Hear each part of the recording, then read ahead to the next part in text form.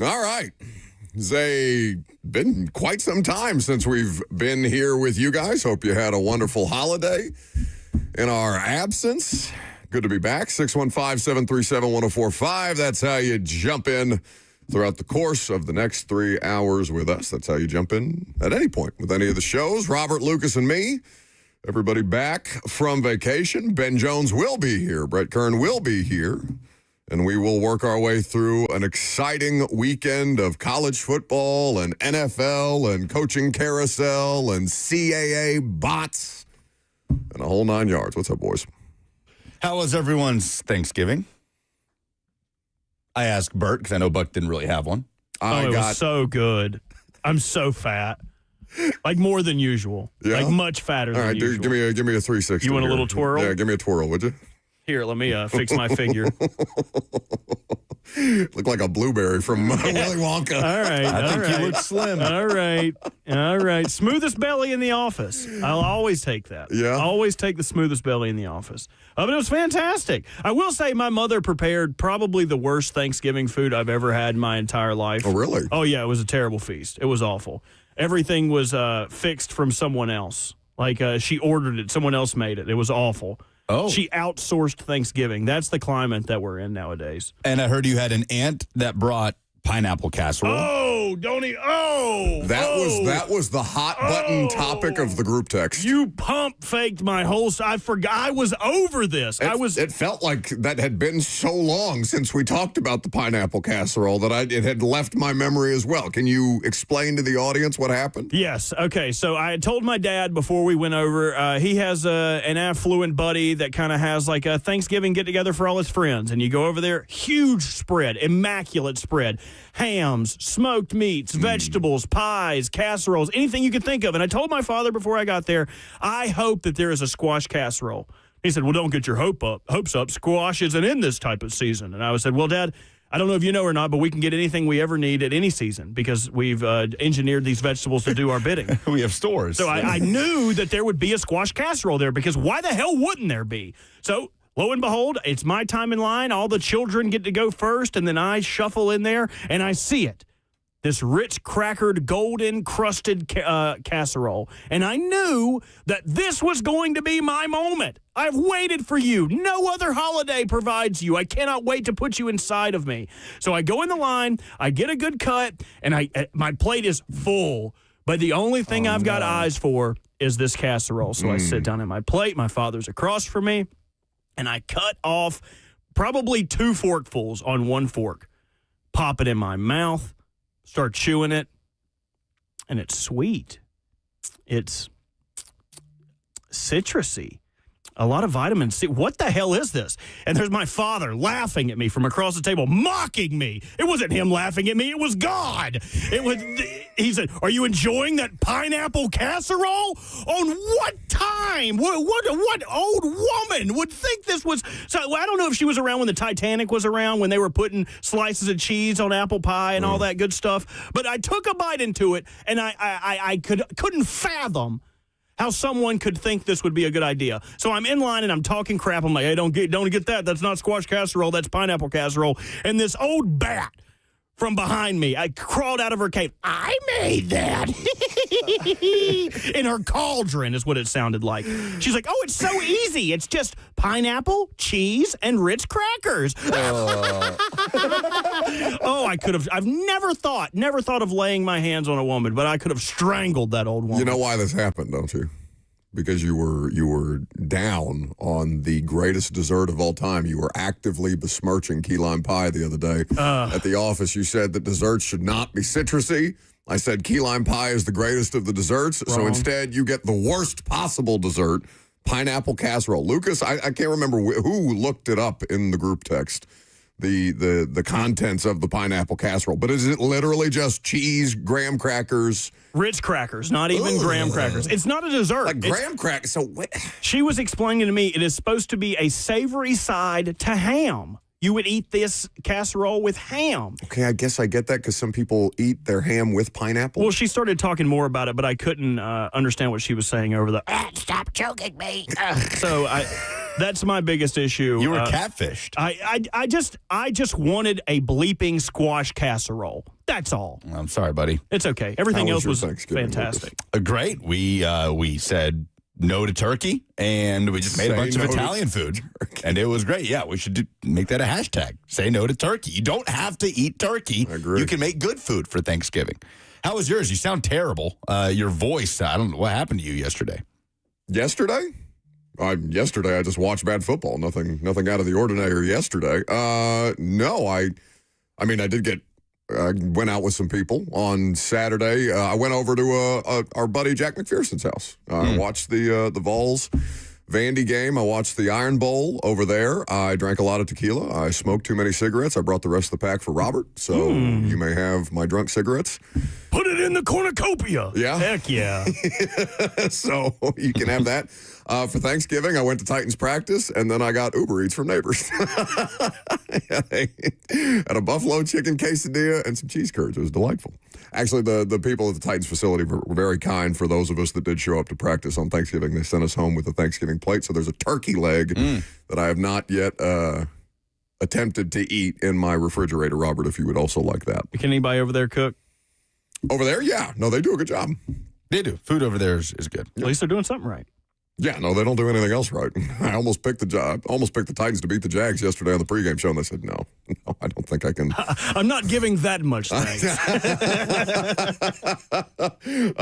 I don't think I can actively lie to people just to try and gaslight them into feeling better for the holiday, but people don't care about the Titans and the Jags. Surely not today. People care about Lucas's tears. Ben Jones is actively excited. He texted me. He said, I can't wait for Monday. People want you to sob, to cry, to sit there in the fetal position because Diego Pavia looked like he had been got. Thought you had him in the first half, but in the second half, it was all Commodores. That was an absolute ass whipping at Neyland. It was indeed. 24-3 in the second half, 31-3 if you include the last drive of the second quarter. Vandy accomplishing the double dip and then just straight up dominating Tennessee the rest of the way. Vanderbilt did something on Saturday that nobody has been able to do since Georgia in 2023, which is just go into Neyland Stadium and stomp the Vols out. Georgia wasn't able to do that this year. Oklahoma wasn't able to do that. Both of those teams that are in the playoff as of today got out of Neyland Stadium by the skin of their teeth. And what did Vanderbilt do? They went in there and they wiped the floor with Tennessee in the second half. They pushed the Vols around. Tennessee's defense was an atrocity in this game. Bad. The worst defensive performance since the 2022 South Carolina game when Spencer Rattler and the Gamecocks hung 60+. And Vanderbilt absolutely deserved winners. And Diego Pavia is playing out of his mind right now. If he is not in New York for the Heisman ceremony, it is an abomination. Oh, he has to be there. He has to be there. 443 yards on Saturday, 165 on the ground is a career high. And the tear he is on in these last 4 games, if he is not there, then it's an absolute sham. And I have not taken a look at the Heisman odds yet this week, but he needs to be in the conversation. He needs to be level with Mendoza and Julian Sayin in the way we talk about the Heisman race. I do agree, and I saw a lot of Pavia, not from people locally. I saw people like our friend Trevor Sickham at Pro Football Focus. A lot of people out there just watching the games organically around the country talking about Diego Pavia shouldn't just be in New York. He should be the Heisman Trophy winner. And I don't know if there's like how much weight we put in the idea, because none of us Brent's the only Heisman voter on the station, right? That you know of. Yeah. Well, because he tweeted about it. Otherwise, I wouldn't know. I would never tell you guys if I was or wasn't. We don't know if Bert is. I'm certain that if you had any kind of voting power whatsoever beyond what your natural-born American rights grant you, by the way, voting day tomorrow, if you're interested in voting, I'm sure you would have told us by now. That's exactly what I would want you to think if I was a Heisman voter. You're not. That's just what I'm saying. Mm-hmm. You'd just be voting for ECU play. They'd sniff him out so quick. You're just going to bulldoze right through that joke. Right over my head. Say it again. You want to repeat it for him? I don't even remember what I said. That's just or what I was saying? Explain it. He's the Ohio State quarterback.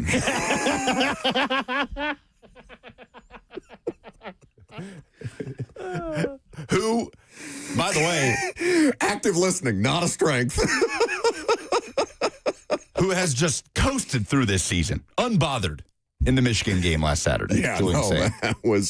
that was a dominant performance for Ohio State. For Alabama, it got a little hairy, and it was much more in doubt. Though Alabama did, I think they led at one point by at least 17-0, double digits. Yeah, before Auburn came back and made them sweat it out at the end. Oh, it got spicy. But for Diego Pavia, because we could do the easy thing today and say, should there be a conversation about Josh Heupel? I got some text to that effect. Is there a conversation about Josh Heupel hot seat, or does this start a Josh Heupel hot seat conversation? And I kind of shrugged it off a little bit. I'm like, I don't know. And then I start to see the quotes from Joey Aguilar out of the postgame press conference where he's saying they need to have a greater level of focus and intensity at practice. You have, obviously, the Tim Banks conversation about how just awful the defense had been in that specific game, and obviously not a great showing for the defense all year long. And you understand the context of the injuries and all these different things. So I could do what's wrong with the Vols, should they blow it up today, but I feel like today should be about Vanderbilt because they earned it. Because it's the best season in school history as far as God knows anybody within like our lifetimes can remember. And to the credit of Pavia and that football team and Clark Lee and Candace Story Lee and everybody else who have rose this thing up from the ashes like Vanderbilt fans, except for the one that threatened to shoot a Vols fan the last time we were on the air. Vanderbilt fans deserve their shine before we turn the conversation to full first take and say, should the Vols blow it up and should Heupel be fired? They should enjoy this. Playoff rankings will come out tomorrow. I don't think Vandy fans are expecting to have good news as it pertains to the college football playoff. They have gotten next to no help. It's kind of crazy how chalky the last couple weeks have been in college football, but they should bask in this. What they have done this season in backing up all the offseason talk has been incredible, and all you can do is tip the cap. No, they don't want a tip. They don't want a tip of the cap. They want tears. Ben Jones is expecting you to be just unconsolable, unconsolable by the time he gets in here at 11 o'clock. So I expect you to deliver that, even if it's performative. And something else to think about, the spell that you put on the Vols when you made your choice. You had the decision, lose to Florida or beat Vanderbilt. Right. Or beat Florida and lose to Vanderbilt. I regret nothing. And so you're happy with the way this turned out? Well, no, I would have preferred a 9-3 finish. Where did you watch? It's at home with my father on Saturday. Okay. Do you act the same during the games that you do at local establishments? It's probably a little tamped down. Were there any kill him? Oh, certainly. I'm certain that you saw that Logan Cook, the Jaguars punter, threatened to kill Julius Chestnut yesterday. Yeah, that's quite the twist. How does no one pick that up on a mic, by the way? I would be I'm going to kill you. more scared. Is that the punter? I was telling this to Robert. Like, if a defensive lineman said that to me in the heat of battle, Sure. I'd shrug it off. Yeah. But when the punter says it, Yeah, that guy's unhinged. I'm scared. Yeah, I'm afraid. That just feels more calculated. I don't know. I couldn't get over it. I mean, and that's, I don't know how much more Titans coverage we ought to do today because, oh my God, just a pitiful excuse for a football team, if you want to call them that. Ben Jones has texted me and said, "Don't let Buck lie to you, LOL." Seems there has been some fabrication on your part. I'm sorry. I have receipts, Benjamin. We'll address this when Ben's in studio in the next hour. He's going to show us more videos of his children barking. He's just feeling good because they got to take down mighty Georgia Tech this weekend. That was a close one, too. Well, I mean, when you're going up against an ACC powerhouse like that, you've got to take your wins where you can get them. So I'm sure as the ACC commissioner, I will tip my hat to Ben Jones and his Bulldogs for a well-fought victory. I did not think they could do it. Who does ECU play on rivalry week? ECU played FAU, but smacked them. The dog Baduki out of them. But 1 week too late. Should have did that last week against UTSA. All right. Before we pivot into the rest of this, because Lane Kiffin has since taken a job, and it's the talk of the internet and, the sports-consuming country, I feel that we first must welcome Eli, our resident Vanderbilt fan that does not threaten to shoot people, On to the show. Gentlemen, Lucas, in your stinky face. Eat it. I told you, doors by 30, baby. Eat it. Let me sip them tears, Lucas. Eat it. You heard him. Eli, you get this. You get to have this. He just hangs up. He just wants to yell into the microphone or yell into the phone receiver listen, and then hang up. I felt decades of pain in his voice going, eat it. I felt that. Rub your cheek against the microphone for him right now. What do you mean? So he can smell your tears. Rub it. That's for you, Eli. Oh, I didn't like that. Congratulations, Eli. The visual of you rubbing a phallic object next to your cheek is something that will be used on the internet. No. What do you mean, no? Don't do that. I'm not sure what you would be insinuating. I'm not going to do it. Ross is going to do it for me. I don't do these things myself anymore. Are you kidding me? Happy holidays. Uh-huh. All right. Lane Kiffin's got a job. We'll talk about it next.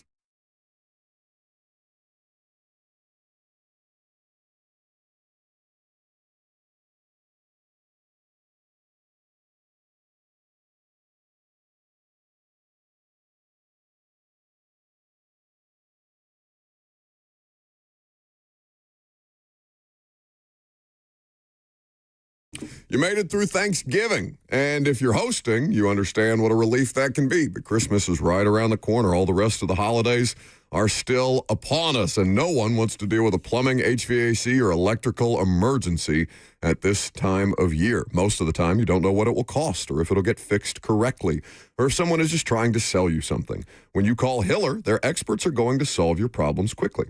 Hiller Plumbing, Heating, Cooling, and Electrical is here to help you. They've been in business for over 35 years and are family-owned and operated. Their techs are professional, experienced, and trustworthy. When they're on their way, you'll receive a photo of the tech and a link to track them in real time. No more wasting time waiting around. 100% satisfaction guarantee of happy you'll be, or the service is free. That's the Happy Hiller promise.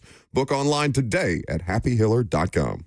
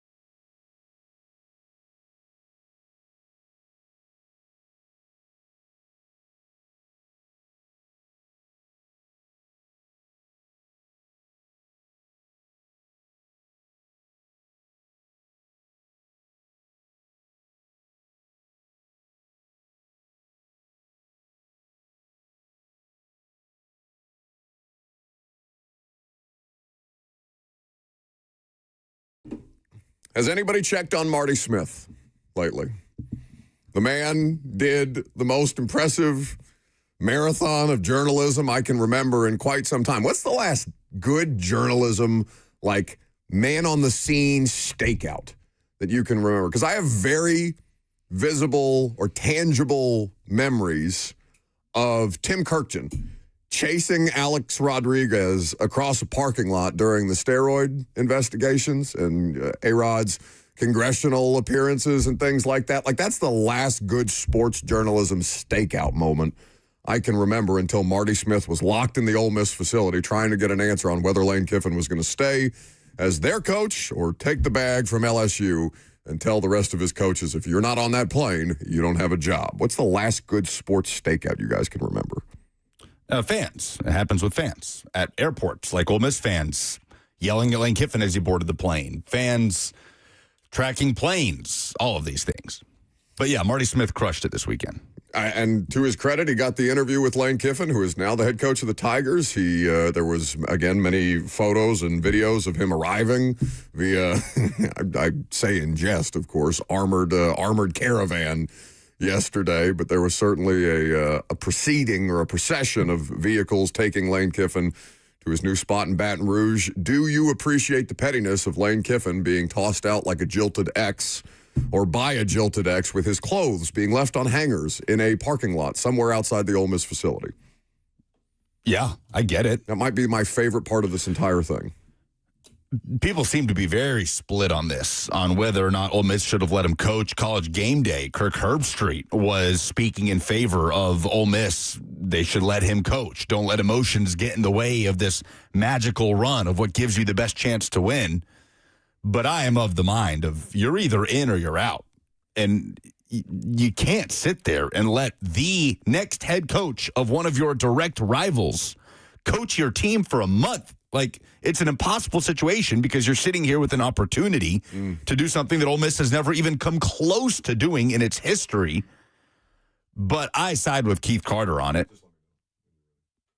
Keith Carter, the athletic director. Correct. Yeah, I saw the Herbstreit thing, and I saw Booger McFarland take a similar position during the ESPN studio coverage, and there was another one that was, it seems, maybe Saban? I think Saban. Yeah, I think Saban was, and Saban has been on the Kiffin side of things throughout the process, and Kiffin mentioned Saban in this interview we're about to hear as one of his mentors that he talked to about this decision. It's very hypocritical, though, by Nick Saban, of all people, given the fact that he would not let Lane Kiffin continue to coach during their, was that a national championship run when Lane left for FAU? They had Sark in place. So, yes, Lane, basically Saban was like, all right, go, just go. And he went to FAU, and Sark took over the play calling duties. But Saban, I didn't love that. And I didn't love the Herbstreit thing. Now, listen, as somebody who says things in front of microphones that I very much believe and may not be popular opinions, I get it. Like, if Kirk feels that way, he's absolutely entitled to his opinion, but it can be wrong. I'm with you on that front. The idea that Lane Kiffin would just get to play it out, because I don't think that's about the kids. I don't think that's about the players. I don't think that's about for the for the Ole Miss pride or for the fans. That's about Lane Kiffin's ego. You know what I'm saying? Like, Lane wants to do both, get both, take LSU's money, and try and coach Ole Miss to a national championship and be like, see, I told you I could do it. Eat it. Now I'm going to leave. That's not about anybody but Lane Kiffin, which is kind of the theme of this entire situation. Now, Marty Smith did speak to Lane Kiffin, finally. This was as he was getting ready to board the airplane from Oxford to Baton Rouge. Robert, at your convenience, let's hear Marty Smith's entire interview with Lane Kiffin. You've just left your last meeting with the Ole Miss Rebels, and you're getting ready to get on an airplane to Baton Rouge, Louisiana. What is going through your mind right now? Well, first I just watched you do something unbelievable and go off-road around the fire trucks to get here, so amazing job by you. You know that this was a very challenging, difficult day. You know, we went through a lot last night with Keith Carter trying to figure out a way, to make this playoff, run work and be able to coach the team. And at the end of the day, that's his decision, and I totally respect that. I understand that decision, and so I just totally wish the team the best of luck. Wish that I was coaching, but understand that it was a very challenging position for him and the chancellor to be in, and totally respect that. So Just really hope they play really well and go win the national championship. What drew this decision out so long? It was really difficult. This has been a really special place. 6 years here. I know that there's a lot of feelings and emotions right now around. I hope when they settle down that there's an appreciation about what we were able to do here and having the best run that's ever been done in the history of the school, and brought some exciting times. So I'm so appreciative to the people of Oxford and the relationships that I developed here. And when I spoke at my dad's funeral, he moved 17 times. And I realized when all the people, I got all the letters, calls, people showed up from around all those different spots, NC State, all the different spots he coached. And they said he was able to impact them and how much that meant to them. And so I've really strived since that day to really try to impact people and help people through life, through my journey. So just prayed a lot and made a family decision and, hopefully get a chance to go, impact a whole new set of people. I understand you didn't attend the meeting today. Why not? Again, I totally respect Keith's decision. So that was his decision? Yeah. He asked me not to come to the meeting and said I couldn't come, but which I totally understand. I don't know that I necessarily agree with that. We're trying to find a way, to make this work and coach the team and give the team the best chance to win. But I also, he's got a job to do, and like he said, he has to live here. So, like he said, maybe all the national people understand why he should let me coach, but he has to live here, and it's a little different when you're the AD. So totally respect that. And Keith has been amazing to us over the 6 years. Why was LSU the right choice for you? Yeah, just there was something in me. This was really hard. My heart was here, but I just I talked to some mentors, Coach Carroll, Coach Saban, and especially when Coach Carroll said, "Man, your dad would tell you to go. Man, take the shot. Take the shot. You've accomplished a lot here." I always hated how we only gave 1 year to Tennessee and left. I really hated that feeling of that, even though it was an exciting year. But, I think that we gave a lot to this program and to the city, and, some of the most historic wins in this stadium that we've ever had, and best regular season in the history of the school. So I feel proud of that part. But it just became time, I talked to God and he told me it's time to take a new step. It's a new chapter.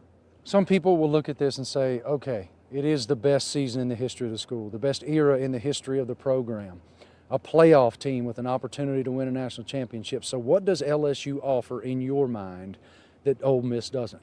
I don't know all that.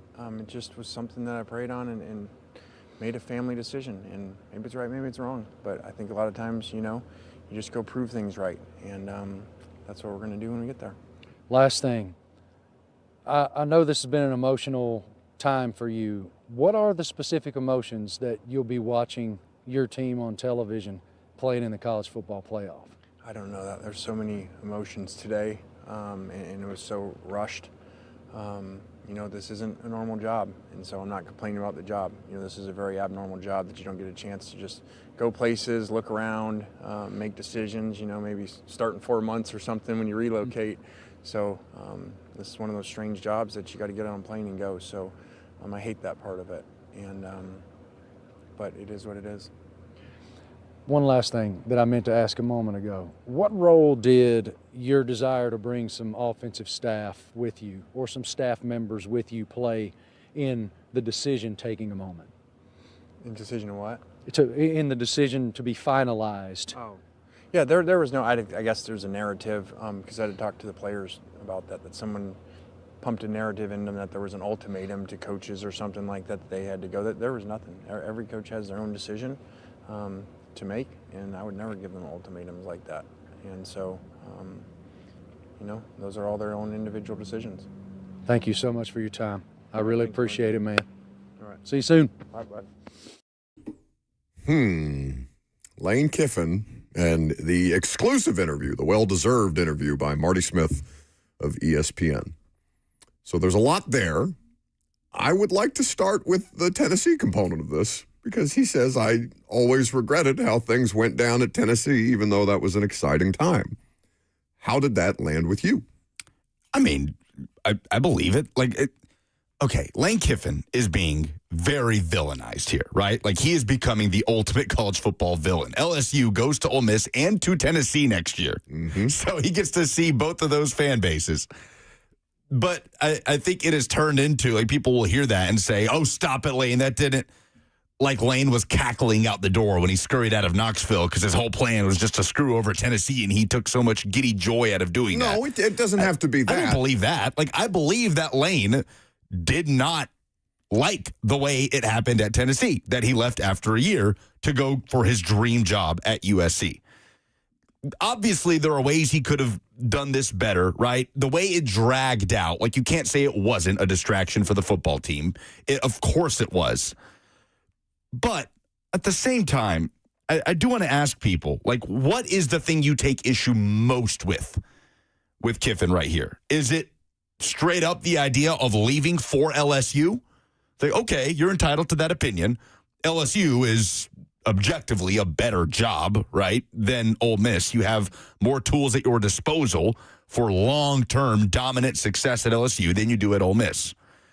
So if he was ever going to leave, unfortunately, because of the ridiculousness of the college football calendar, this is the time frame to do it, right?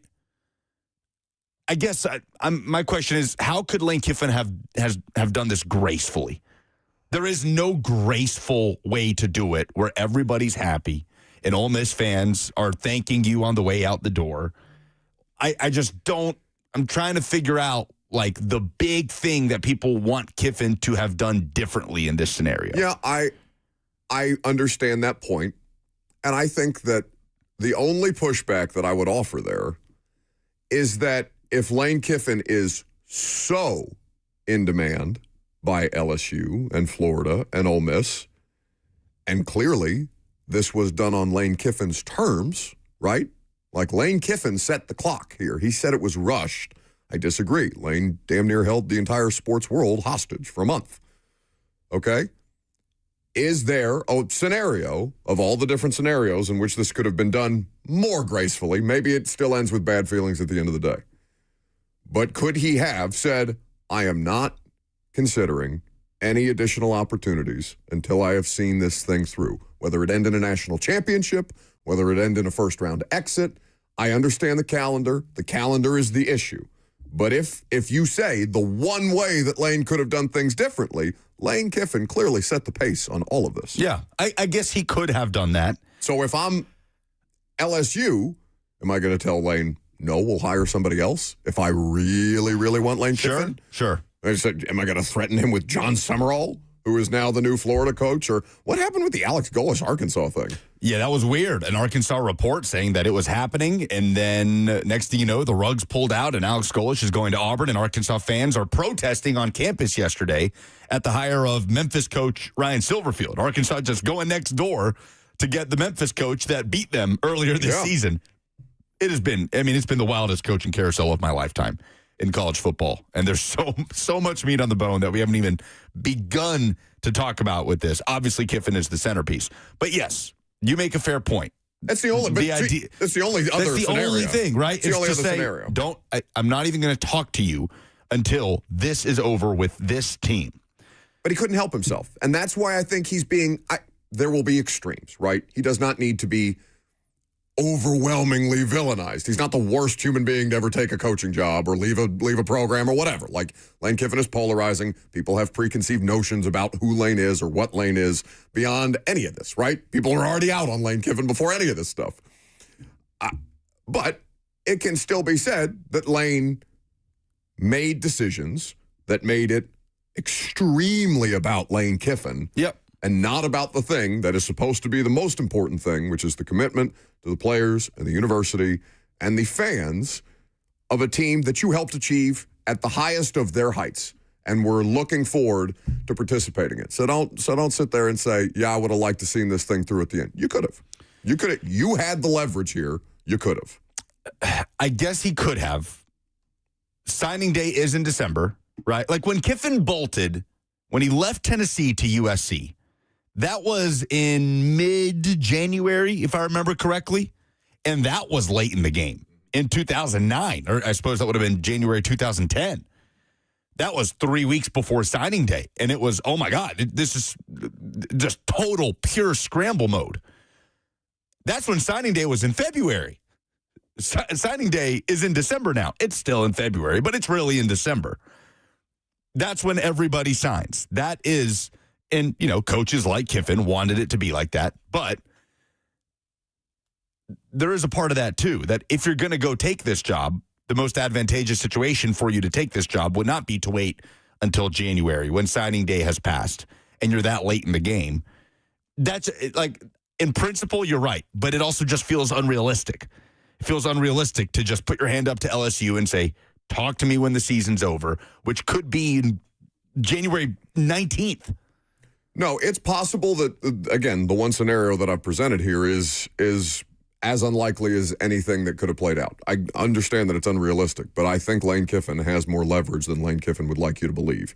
Instead of the hat in hand, and whatever his religious beliefs are, I'm not denigrating that people go to their faith or to prayer or to, relatives that have passed or whatever the case may be, to consult the higher power to, hey, help me here because I'm at a crossroads. I'm not down on that at all. But he's not a victim. Oh, sure. Yeah. If I'm an Ole Miss fan, I don't want to hear him talk about, well, I tried. It's like, no, dude. He presents a little bit that way. A little bit. So I think that there is fair behavior to be criticized here, is all I'm saying. We can take your phone calls on this, 615-737-1045. There's, in fact, quite more meat on the bone, as Lucas said there. So we will continue the college football conversation. Ben Jones will be in studio before long, and we'll keep it on rolling with Benjamin, too. I'm Buck Rising. It's 104.5 The Zone.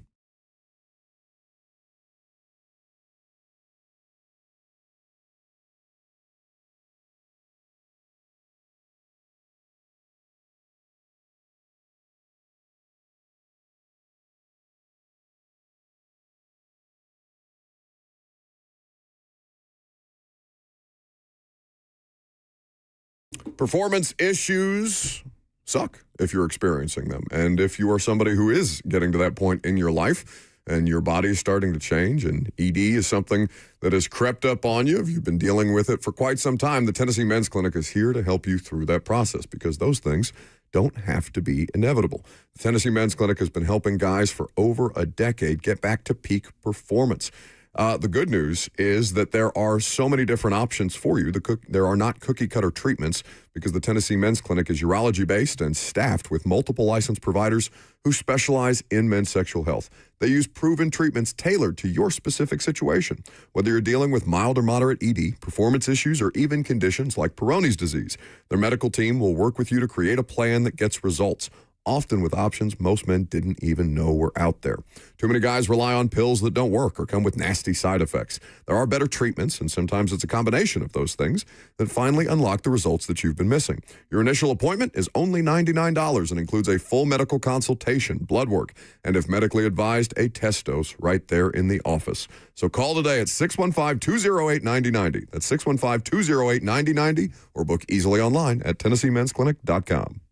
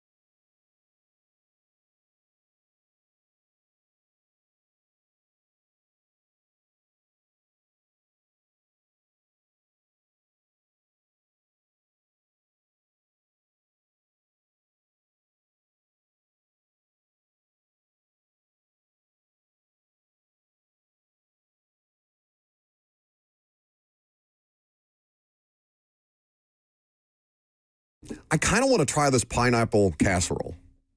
I Shut up. I don't know why. It doesn't sound good to me, but I genuinely want to know what your experience was. It's the first time I've ever wanted to, experience anything through your perspective. Can I take you all the way out of it? Sure. It's not fresh pineapple. It's canned pineapple. Oh, yeah. No, we're done. It's canned pineapple, y'all. People say, throw it in a trash can. Oh, I thought you were going to keep going. Nah, I don't have that much in me. Okay. You know how they say, how are you more tired coming back from vacation? We've had 5 days off. You know how angsty I get when I don't work for a day? It's insane to me. Well, different strokes, different folks. It I'm going to get back to means taking a nothing. nap. It's a meaningless contribution by Yeah, you. but Robert has people in his life that he loves and enjoys being around. Slay did invite me to his Thanksgiving, and I had a couple of buddies invite me as well. I didn't want to go. Not to not go to Slay's, but I don't know. I was tired after work. I was fine. I didn't need all that. You know what I'm saying?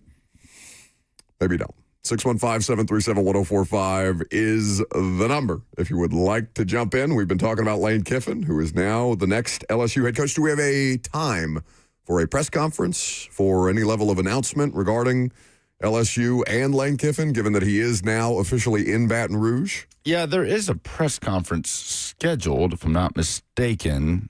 Not positive right now what time it is. Well, perhaps we can find that information, and I'll take some calls. In the meantime, let's go to Mac in Lewisburg. Hey, boys. Unpopular opinion. I didn't plan on talking about this. Pineapple casserole is. You should try it, Buck. Uh-oh. I know you haven't tried it. It sounds bad. It's not the end of the world. It can work. My thoughts on Lane Kiffin. I have a question for you. What does Ole Miss have to lose in letting him coach those football games? Obviously, the NIL stuff, he can already recruit players and get them to go whenever he wants them to go. But what do they have to lose? They're not winning a national title without him. So if they have him coaching the ball game, what do they have to lose? Just the idea that he could take all of their things. I mean, I suppose he's already, anybody that he wanted to take or any players that he wanted to scoop is something that could have already happened. Yeah. When you say all of their things, those are Lane Kiffin things. He brought the whole culture there. Ole Miss was fun before he got there. Yeah, but if you're Ole Miss, you're allowed to not think that. I'm okay with Ole Miss being no, this is not your thing to just pick up and take with you after you're done with it. I get that perspective. A national title with Pete Golish, Buck. Pete Golding? Yeah, I don't know. How important is a national title to them, and what do they lose in having Lane try to guide them to that? I have no idea. I get it. That's a question of pride. Go ahead. I appreciate the call, Mac. Robert, you have thoughts on pineapple casserole before we get back into this? Just that, I don't know, maybe if somebody's granny was making it, and it was because the expectation was squash casserole. Yeah, that's what it is. If someone's here, taste this, it's really good, and then you try it, and it's it's okay. It's not really good. Your expectations ruined it. It's a burger you're really excited to eat, and you bite into it, and it's, I don't even know, an Impossible Burger. Right. If Paula Deen made a pineapple casserole, then I would try. Oh, big sneeze. Big sneeze. I lost. Bless you. You didn't get there? I'm sorry. That's the worst, when you want to sneeze, but you can't. There it is. Bless you and congrats. Thank you. Congrats. On accomplishing the sneeze. That's the worst feeling. When you've got a sneeze locked and loaded and it just goes away. Oh, it's the worst. I totally understand that point of view. You're Ole Miss. When is the next time you're going to be in this position? It's such a difficult place for Keith Carter to be in. It feels yes, okay, you have an opportunity to win a national championship. There's no question Lane Kiffin and his offensive staff, that seems to be largely going with him to LSU, puts you in that best position. But I'm just imagining the toxicity of it all, of just going about your business, coaching and preparing for the playoff, knowing that he is the head coach of one of your biggest rivals. The second you lose, Oh, and he's got multiple weeks to pretty much make a sales pitch to the entire football team on why they should follow him. Anybody who's on the fence, just kind of be like, oh, look how much success we're having. We could do this at a much bigger place with much more fun and much more money. Don't you want to come? Impossible situation for Keith Carter. It's like, I just have to imagine it's a situation like if you're in a relationship and the person that you are in a relationship with cheats on you and then comes back and say, oh, no, baby, I'm so sorry. I'm so sorry. It didn't mean anything. It was just an accident. I had too much tequila one night. You know, it's okay. We can get through this. But you know that person is just going to go cheat on you again as soon as the holidays are over. Yeah, but is she Next hot? time they drink tequila. Yeah, I mean, yeah, the next time he imbibes, and then he becomes Joey Freshwater, and nobody's safe. Your pushback was, is she hot? Yeah, like Lane, good-looking dude, good-looking coach. I like that. I'm willing to get hurt again. I like that Ole Miss fans are just posting pictures of Fat Lane as opposed to Hot Yoga Lane now. That's their way of spiting him, is we're just going to pollute the internet with all manner of fat pictures of you. Tough scene. How about Peyton in Hendersonville? Hey, Buck, how are you? Good. Good. I just had some college football questions, if you and Lucas don't mind. Being a Notre Dame fan, I think you kind of follow them as well. Do you think that if no big upsets happen, like I thought before this weekend happened that Notre Dame was a lot to make the playoff. Yeah. But like I said, if no upsets happen, do you think the committee puts in Miami over Notre Dame, or they put them both in? And the second question is, or my second thought is I was really bummed when Jeremiah Love got hurt, because I really do think that he is the best player in college football, and I would really love to see him win the Heisman, but he won't because he got hurt and didn't get to finish the game. Thanks, guys. Thanks for the call. It's definitely more tense for Notre Dame now, coming off of championship weekend, or excuse me, coming off of rivalry weekend. Is there a scenario in which Miami gets in over Notre Dame? I mean, I'm sure there is at this point now, and if you're citing resume stuff, Miami and Notre Dame have had very decisive victories these last couple of weeks that are basically stat padding and resume padding. I see Paul Feinbaum out here campaigning for Texas because Texas had the biggest upset of the weekend with the win over Texas A&M, handing them their first loss. Which also just doesn't help Vanderbilt. No, This works directly against them. Vandy's in a tough spot. So I won't be surprised if Texas jumps Vanderbilt in the CFP rankings this Tuesday. If Texas jumps Vandy, yeah. Vandy's 14, Texas 16. Yes, Vandy tough. went and whipped Tennessee. Texas beat the number 3 team in the country and is 2 spots back of Vandy. Michigan's going to fall from 15, so Michigan was in between. And Vandy and Texas right next to each other. Texas just beat them like 3 weeks ago. So I see that happening on Tuesday. Just to quickly answer his question, Notre Dame is ahead of Miami in literally every poll, in AP and coaches in the college football playoff rankings. So while it may not be, a sure thing lock type of situation, I can't imagine a scenario in which Miami all of a sudden leapfrogs them and Notre Dame is on the outside looking in. But I suppose we can find out tomorrow night when the next college football playoff rankings are released. We can continue to take your calls on college football. Ben Jones will provide his college football thoughts as well. Former Titans center. He went to his first Georgia game since the last time we had Ben in studio, so we'll ask him how that went. I'm Buck Reising. It's 104.5 The Zone.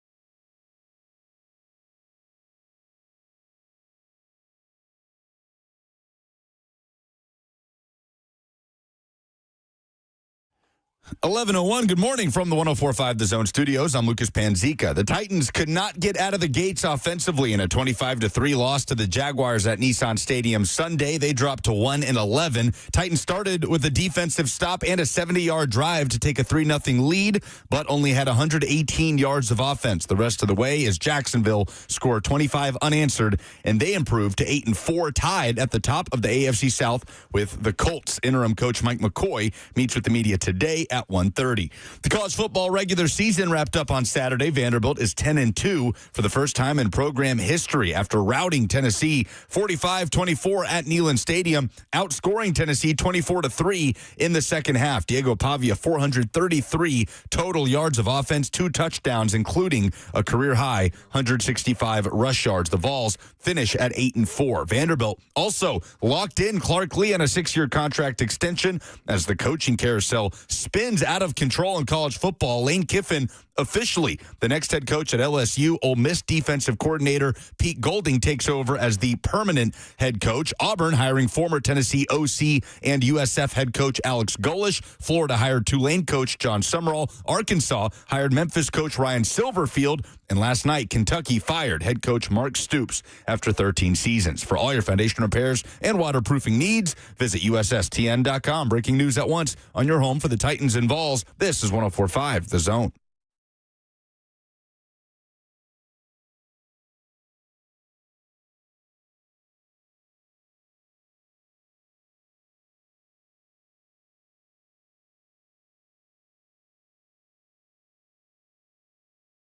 Second hour on a Monday. Ben Jones is in studio. Benjamin.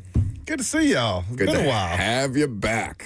You know, Brett missed one show here in the last couple of weeks. He was like, it's like I haven't been in here for a month. I was like, that's very sweet of you to lie to our faces about missing us that way. But we are happy to have you. We're happy to have the audience for the next 2 hours as we work our way through the rest of Monday's show. 615-737-1045 is the number. F&M Bank Chat, Facebook, YouTube, Twitter, and Twitch is also where you can interact. You went to your first Georgia game. I did. In how many years?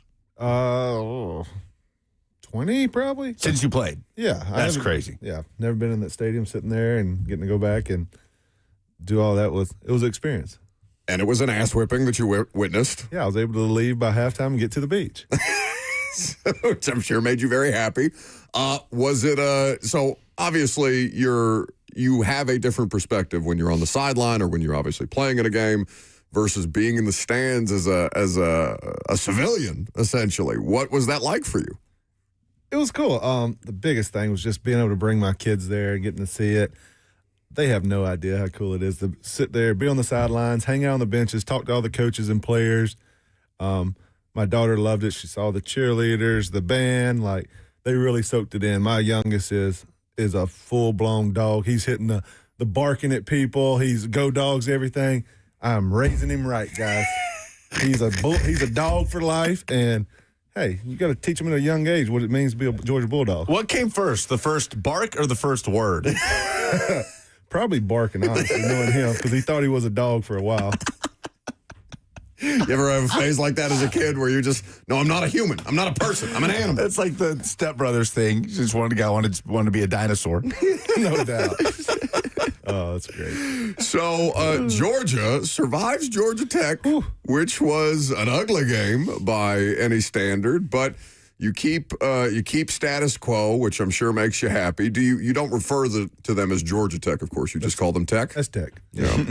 So what was the experience of watching that game? Because for what Georgia started the year as versus what they kind of evolved into, and then to kind of finish the regular season that way, I don't know what you thought of the team that you were watching and what you took away from that Georgia Tech win. Yeah, it wasn't by no means a blowout or anything like that. We didn't play well on offense, but we played well on defense. We handled business. It's a rivalry game, but yeah, you want Gunner to play better. I think he had around 70 yards passing and just was a little off, but let's get that one out the way so we can play better this week. You don't want him to go out there and throw for 400 yards and play terrible versus Bama. So I'll take it. We won. Rivalry game. It's done. Go enjoy your turkey and dressing. Watch Alabama in the Auburn game and be ready for this week. How about that Iron Bowl? Whew. Got spicy. Always. always in Jordan-Hare Stadium. Bama goes up 17-0, and it just felt like, okay, they're just going to be able to control this thing and see it out. And they just weren't able to, Ben. Auburn defensively just kept them in the game.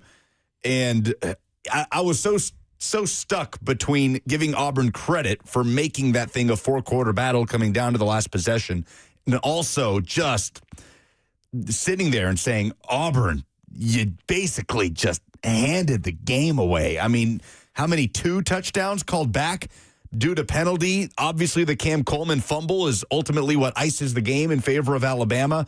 Just so many self-inflicted wounds. So I don't know where to be in this game between giving them that credit for fighting the way they did and staying in it and just kind of handing the game back to Bama. Yeah, both teams had a lot of drops. They didn't play clean on offense. Just wasn't pretty. You wanted to see a better, overall game, but it was entertaining. If Auburn could have connected at all in the first half, they were miserable on offense, hard to watch. But they kept in the game. They kept fighting. That's kind of what everybody does to Bama. Bama usually gets a big lead on everybody, then kind of everybody comes back, then they find a way to win at the end. And that's just their MO for the year. And they did the same thing to Georgia. They got up big and kind of fought all the way back, then they find a way to win at the end. Did you watch the Vandy Tennessee game live? I watched the last when what was it, Vandy up 7? And I came in from feeding the cows and I was like, okay, let's turn it on. And man, it was like touchdown, 3 and out, touchdown. I was like, this just happened. Oh my goodness. So I saw the first quarter-ish, and I was like, all right, it's going to be a shootout, back and forth, back and forth. I was like, all right, time to go feed the cows. Took the kids out there. We fed the cows for second quarter and third quarter, then got to see all the fireworks at the end. So it's your fault. As soon as you went out to feed the cows, all hell broke loose at Those Neyland damn Stadium. cows. Hey, cows got to eat too. You have played at Neyland. Yes. Where would you rank Neyland Stadium? I mean, and maybe Georgia-Tennessee games during your time were not quite as competitive as what Tennessee has now built itself back up to be. But Neyland Stadium, I have to imagine when it's rocking is, if not the best atmosphere in college sports, one of. For Pavia to go in there in an afternoon kick in a rivalry game, the most important, Lucas, you would agree, the most important Tennessee-Vandy game that's been played? Ever, yeah. Okay. No question. For him to go in there, throw 2 interceptions, struggle in the first half, and then just bludgeon them in the second half. What does that say about Vanderbilt and the program that they have become? Because I still can't believe what I'm watching, even though it's happening on a weekly basis. And Clark Lee's been locked in for 6 years. Yeah, that's nuts. By far the loudest stadium I played in. And they were kind of good then. They wasn't like, hey, they're going to win the SEC when I was there. Both of us were right in the middle. We were in the era of Urban Meyer and Saban, so those 2 teams kind of dominated the East and West. But that game was a big rivalry. I played there at night, and by far, college, pro, anything, nothing beats it. I'm trying to hear the snap count, turning my head backwards, kind of just like, I think he said something, I'm going to snap it here. So I give them credit. Being able to execute and do what they do in shotgun, hats off to them. They played their tails off, and you can't blame them. And Clark Lee, he deserves it. Give him a 6-year extension. He should never have to leave there. It's crazy that a 10-2 SEC team is sitting here realistically. Vanderbilt's probably not going to be in the playoff, right? No. They most likely are not going to be in. By percentage chance. Yeah, and we'll have all week to sit here and talk about, okay, once we have the rankings, what would have to happen during conference championship weekend, what kind of chaos. There will be a full-blown campaign from Candace Story-Lee in the athletic department, as there should be. But looking kind of glimpsing into the future of Vanderbilt football, Diego Pavia has a lawsuit against the NCAA that Joey Aguilar is a plaintiff on, ironically, to potentially get another year and challenge the NCAA's junior college rule. But if it's unsuccessful and the Pavia era at Vandy is over, Jared Curtis has decommitted from Georgia. Local guy, Nashville Christian. He's about to play a state championship against USJ on Thursday. Yep. Ben, there is some noise, some legitimate noise around Jared Curtis potentially flipping to Vanderbilt. Steve Wiltfong is talking about this as a real possibility, the On3 recruiting insider. Where are you right now on the immediate future of Vanderbilt football post Diego Pavia, who has obviously been such a spark plug in this, I don't even want to say revival or resurgence, but this arrival of Vanderbilt football. They need to sell out right now and go get whoever they can. Everything's hot right now. Don't let it cool off. And if you have to go get him, give him what he wants. Honestly, as a Georgia fan, you don't want to see him go there. But at the end of the day, if you have deep enough pockets and do all that, you got to go get your guy. You want this to keep going, and you don't want to have a lull at Vanderbilt. He goes to Georgia. He's probably not going to start as a freshman. Gunner's going to come back, and he's going to probably have to sit for a year or split time. So it comes down to, yes, as a Georgia fan, I want Jared Curtis there. But as a player and everything, understand, like, hey, they want – that's one of the reasons I went to Georgia. I wanted to start as a freshman. I wanted that to be on a team like that and keep it going. We were number one in the nation when I got there. I wanted everything about that. So I don't blame him. Like, if he wants to go somewhere else, it's his opportunity, and he's got to make the most of it. But and that's the thing now. You can transfer after a year. If it don't work out, come on back. Come on back to Georgia. I don't think. Go be cute for a second. Try your Vanderbilt thing, and then when you get do bored the with it, hometown hero thing. To me, there wouldn't be a bigger indicator of this being a different era of Vanderbilt football than Jared Curtis. Bigger than going in and beating Tennessee. Like, Vandy's done that before. You know, down years for Tennessee, but they've gone into Neyland and won. They've had ranked wins before. They've certainly never won 10 games. But even more so than the 10 wins, to me, the bigger indicator that, oh, no, this is something that might be for real, would be Jared Curtis, a player of that caliber, pledging to your program. Yeah, that means a lot for them. And with him, if he ends up coming, they're able to bring more talent with him. And that's the whole thing. If you're going to get him, you need to sell out and try to do it. If you're going to do it the right way, get him, get the talent around him. But if you let him go, people's always, we should have paid a little more. We should have done that. So do what you need to do, Jared, but you know where home is. How do you feel about that? Because this is a momentum thing, Does right? Tennessee just not – is he not in – they don't want him, or they have who they have the next guy? Or? They certainly there was a push for Jared Curtis. Okay. But Faison Brandon is the 247 Sports, according to 247, the number 2 quarterback in the class, 5-star. He's pledged. Okay. He's kind of that next guy coming down the pipe. But I guess in terms of like Vanderbilt capitalizing on momentum, because that's a very public win. Diego Pavia is a very public figure at this point in time. If Vanderbilt has a quarterback in attendance at New York, whether he wins the Heisman Trophy or not, as a Tennessee fan, how do you kind of combat some of the good things that are happening for Vanderbilt, or how would you want to see your program combat some of the wave that Vandy seems to be riding right now?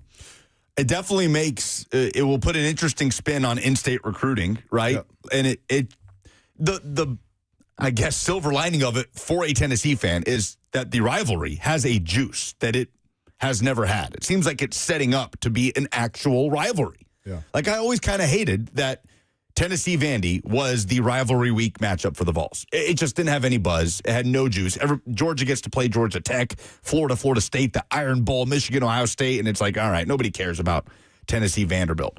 And now it's got juice, and it's going to make things more challenging for Tennessee. But them getting Jared Curtis, if that happens, there's been so many stages of unfathomable, unthinkable things for Vandy football this year. That would just be another one onto the list. The idea of poaching a former 5-star Georgia commit at quarterback, even though he's the hometown guy, Ben, 2 years ago, something that you could propose and someone would say, no, please. That'll never happen in the history of Vanderbilt football.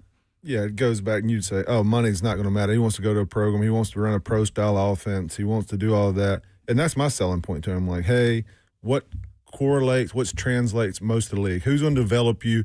Who's going to give you the right things to get you to the next level? If that's Vandy for you, great. If it's Georgia, we love to have you.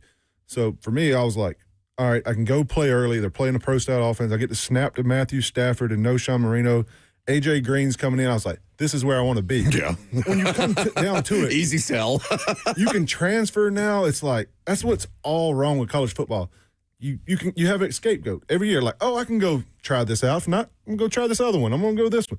So if he goes to Vanderbilt, I don't know if he'll stay all 4 years there, 3 years there.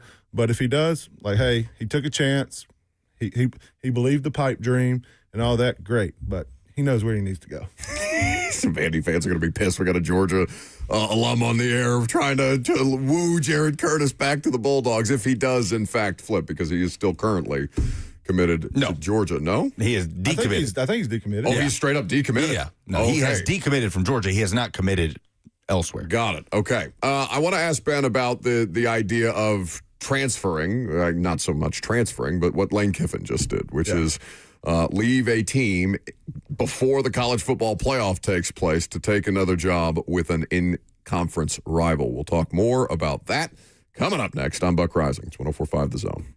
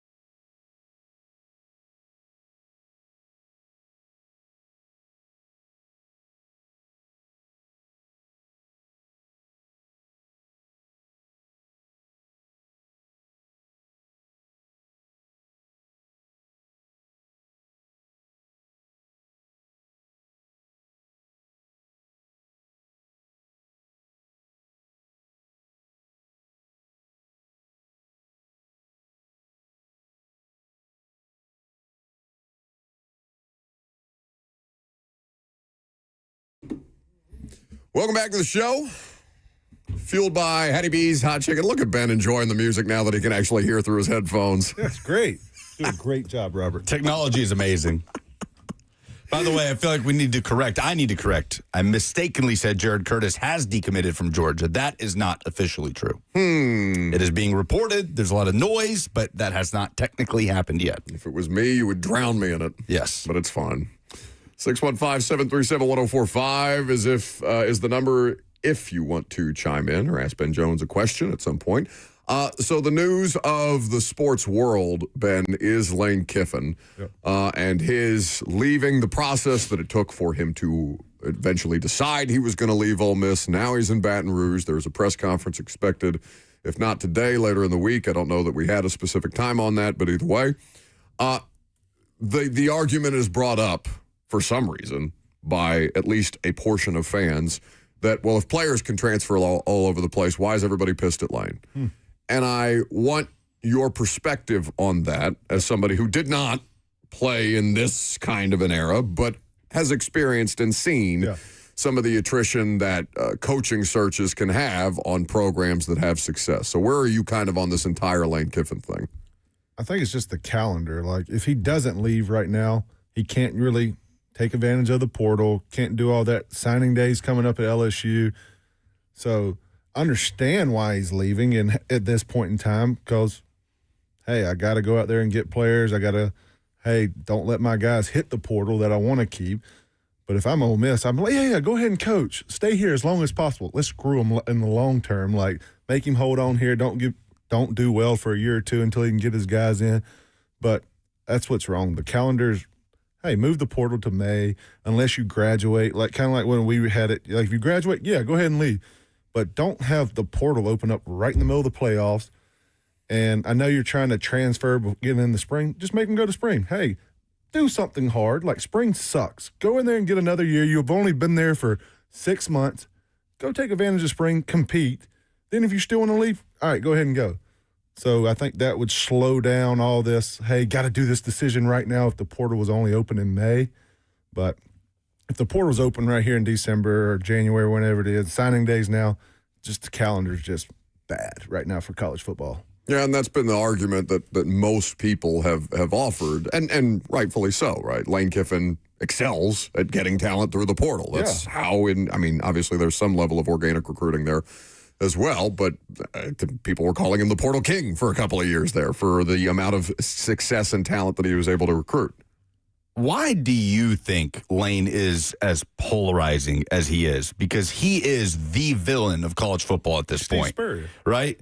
Sure. I mean, I think about Nick Saban, who, when he was hired at LSU from Michigan State, gave that ultimatum to coaches that was reported about Lane over the weekend that he denied with Marty Smith. That was, hey, if you're not on this plane, you're not coming with me.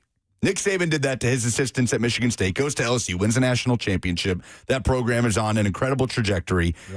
Everybody felt like he was going to stay. He bolts to the NFL. Very unexpected move. LSU fans hated him for it. Then he's at Miami, Ben, and you remember this. In press conferences, he's saying he's getting frustrated with reporters going, I am not going to be the next coach at Alabama. Like, just so sick of the questions. A few days later, he's gone to Alabama. Like, this was Nick Saban, the guy that was not loyal, that was bolting for greener pastures every chance he got. And fast forward to now, and Nick Saban is this czar of college football that we all worship and want to be the commissioner. Is it what he does on social media? Like, why do you think Lane is so villainized in this moment for doing something that it's not like we haven't seen something like this before? Yeah, I think it's the social media aspect, and he's petty about it. Like, he has his little comments. He does all of that. He doesn't act like most head coaches and has the button-up answers. He's what Spurrier was back in the day when it wasn't social media. Like, he said what he thought and didn't care what everybody else thinks. And you got to, like, don't hate him for it. Like, he's him. That's what you get. And that's why I think people come. He's real. He acts the same way, and he has a little personality. And that's what high school kids act like. They're petty. They're on social media all the time. So they're like, yeah, I want to be a part of that. Like, I think he's buying into that role, and I think that's why he's so good in the portal and so good at recruiting. And he's an offensive guy and guy that wants to be a part of a special offense. Kiffin idolized Spurrier, by the way, growing up. He was mentored by Nick Saban. Like, there's so many influences that you can see playing out in his career real time. It's just so fascinating to me. Well, and that's, like, he's not getting bad advice necessarily from all of these people, even if Saban never had to navigate a situation really like this. Spurrier never had to navigate a situation like this. Like, Lane Kiffin he's going to be demonized to an additional degree because of how hostile everything feels right now, and he's the first one. Like, the fact that Lane Kiffin is the one blazing this particular trail, like, you don't think that's going to come with some additional heat? Of course it is. Of course it is. Him at LSU, Ben, Ole Miss doesn't belong in this conversation, not even 10 years ago, 5 years ago with LSU in Florida, as the idea of, oh, well, Lane Kiffin should potentially stay at Ole Miss. Why can't he win a national championship in the modern-day college football environment there? What are the obvious benefits still of LSU over Ole Miss from your perspective in what they would provide, how they would pitch it to a player, understanding that you can still have deeper pockets at Ole Miss, theoretically, than LSU? Or, I mean, the resources or the facilities are obviously superior at LSU versus Ole Miss, but it's not like they can't pick up the tab in some form or fashion. They've shown a willingness to commit. How would you kind of view the difference between those two situations as a player? Yeah, seeing, like, growing up, LSU had a program, like, watching Saban there win a national championship. I just think they got a little more tradition there. Like, Ole Miss is, the hot new thing because Lane was there. Like, he made them what they were. Like, yes, he won 11 games at Ole Miss. That shows you what he can do. He can get talent anywhere. So no matter if he went to Florida, Ole Miss, LSU, he's going to be able to get talent. So where he goes a place where he thinks he can get the most talent, where's the most attractive place? Is it at Ole Miss? Can I get players and quarterbacks to come here, or is it at LSU? And I think LSU might be a little more attractive long-term for him. You just look back and see all those guys from Louisiana, Chase, Jefferson, all those guys went to LSU. He's like, man, I want to tap into that tree over there. I want to get some more of those guys. And I think just the talent pool he can pull from Texas right there, LSU right there, all of Louisiana, and he's not having to fight the battle of being only like 30 or 45 minutes from Tuscaloosa, right up the road from Knoxville, Vandy. Like, I think you're kind of in your own little hub right there in Baton Rouge, and where he can kind of put his foot down and kind of make it home for him. So this coaching carousel. Nuts. Have you ever seen anything even close to this? I have not. No. Have you? I mean, it's just insane. It's the only reason we've been able to keep Lucas's attention for the past month. This is unreal. Like, so we didn't have any SEC coaching changes last year, which is rare in and of itself. So we thought coming in, all right, this could get weird, but never in our wildest dreams did we think Lane to LSU, Pete Golding elevated permanently, not the interim. He's the head coach at Ole Miss. Alex Golesh to Auburn, John Sumrall to Florida, Ryan Silverfield to Arkansas, James Franklin fired at Penn State, hired by Virginia Tech. Lost in this, Pat Fitzgerald's back. He's the head coach of Michigan State. Yeah, so he had to resign amidst scandal at Northwestern and apparently was cleared and then recouped a significant financial sum for his what he was cleared of. And we haven't even mentioned that Mark Stoops got fired at Kentucky. Mark Stoops got fired. Kirby, now the longest tenured coach in the SEC. UCLA reportedly has just hired Bob Chesney, the James Madison coach, who was a candidate at Penn State. I have coaches. James Madison. Yeah, seriously. Signetti, this guy, the Vanderbilt Byington, the Vanderbilt basketball coach. That's right. Yeah. No clue who Penn State's going to hire. That's still open. All of these great G5 jobs are open, right? Tulane, South Florida, James Madison, Memphis, all these CFP contending group of 5 teams. And then there's Penn State and Kentucky. Not a great year to fire your head coach. Like, I get Florida State opting to keep Mike Norvell in there and just say, you know what? Let's see how this goes next year and do it when there's a little less chaos at the top. Yeah, it's been wild. And sitting here, Penn State fired their coach in like week 5 or 6 and still hasn't hired anybody. It's like, crazy. Who is the hot name left for? I'm like, man, are they going to get the snubbed? Like Penn State, like one of the most prestigious programs like in college football. has so much tradition, and they still don't have a coach. They must know something we don't know. Like, hopefully they pull something out the hat because this has been wild. Well, like, let's just, and obviously we don't know specifically what happened there, but they fired James Franklin. Like, their firing seemed like the most just kind of spur of the moment. All right, we're done with this guy. Like, whatever. Yeah. Let's just sweep him out. He's a pain in our ass. He's not winning enough to make it worth it. Let's move on. And at the time, Cignetti had not been extended by Indiana. Yeah. Matt Rule had not been extended by Nebraska. Clark Lee had not been extended by Vanderbilt. Clark Lee just, within the last week. Yeah. Eli Drinkwitz quietly with an extension at Missouri. Oh, really? Yeah, I didn't see that. Okay. Yeah. So Eli Drinkwitz going to stay at Missouri for the time being. Did they just assume that surely Kurt Cignetti or Matt Rule isn't going to say no to us? We're Penn State. What you just said, tradition, culture, facilities, resources, players, all these different things. Like, we're Penn State. What do you mean you're going to stay at Indiana? Oh, you got $96 million to stay at Indiana. Indiana's playing big boy football, actually. What do we do here? Penn State feels like they put the least amount of thought. Again, this is just external speculation. I don't know how it actually went down. But Penn State optically looks like they put the least amount of thought into, is this the right thing to do? And is this the time to do it versus what are we going to be able to get on the other side of this thing? They did it so early. They should have already had They were the first, right? They were the first, yes. And they let everybody get signed. Like, hey, you got to throw some money out there if you want to. It just blows my mind that they didn't have their top target and get their top target. They should have known that going into it. Like, hey, this is what we're getting. We're going to sell out for it.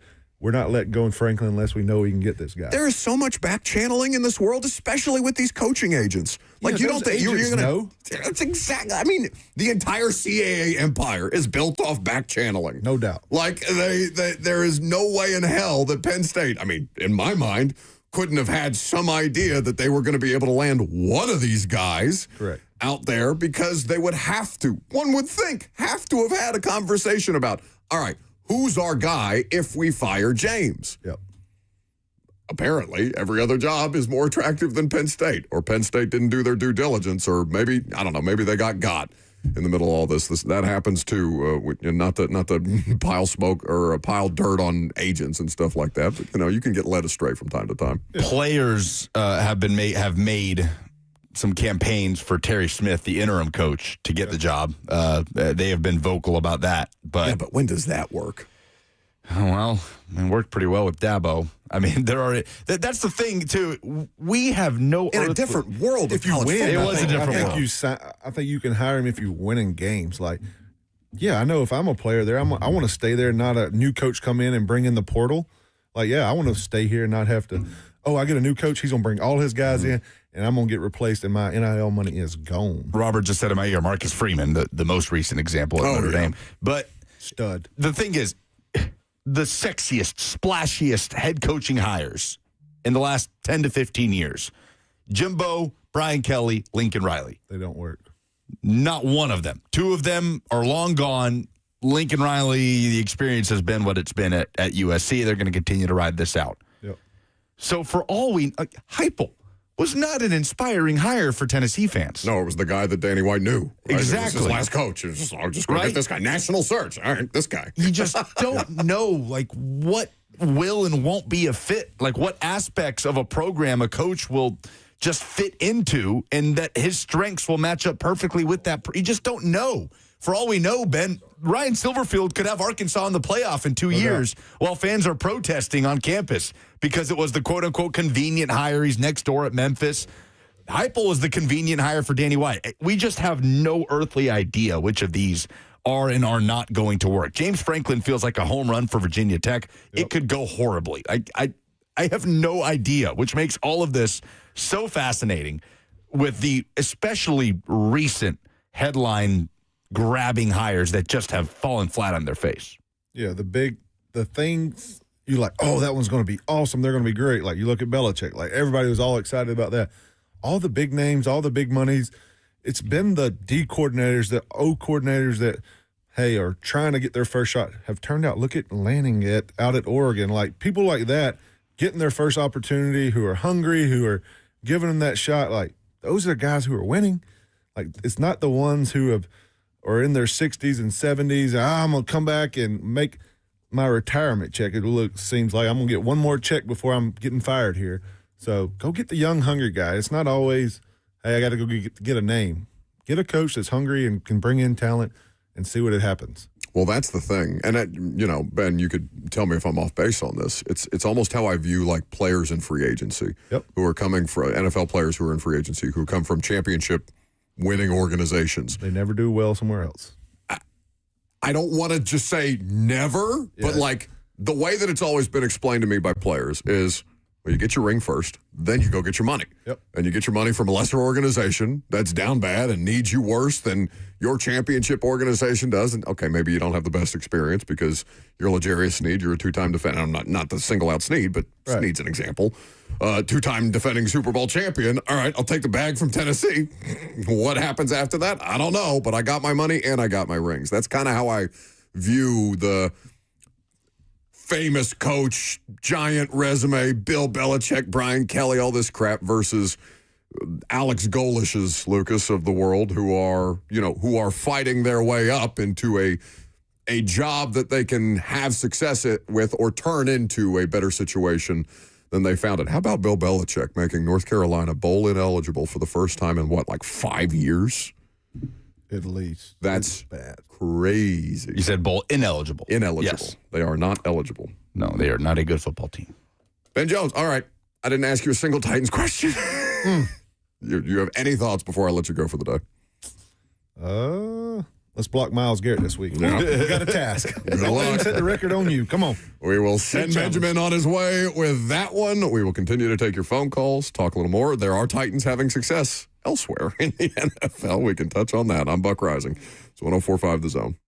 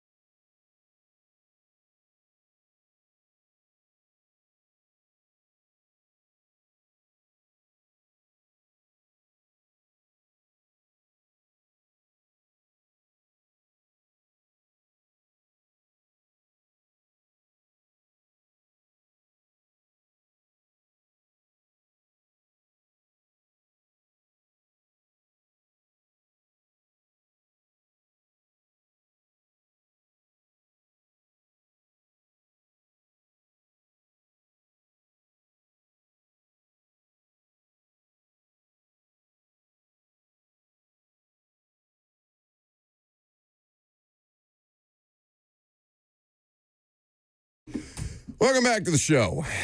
Fueled by Hattie B's Hot Chicken. The best hot chicken in the world. This may be the longest stretch of my life that I've gone without having Hattie B's. I think I'm due. I think we're all due. Terrible. What, the absence of hot chicken in my life recently? Sounds like you're bottoming out. Well, many have accused me of that at a certain point in time, but I think the hot chicken drought is a fair accusation.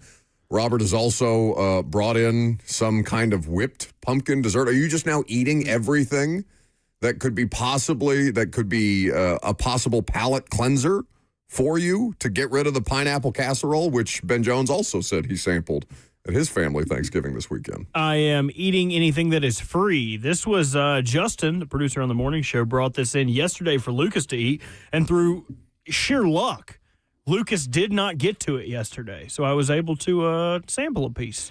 It is lovely. It's his grandmother makes this like whipped. I know. I found one of her hairs in it.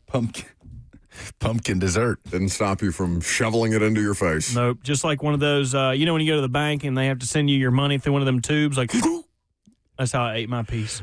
Carrie on the FNM Bank chat says, excited. It's funny because I've seen him do that. Oh, yeah. No, it's not a bit.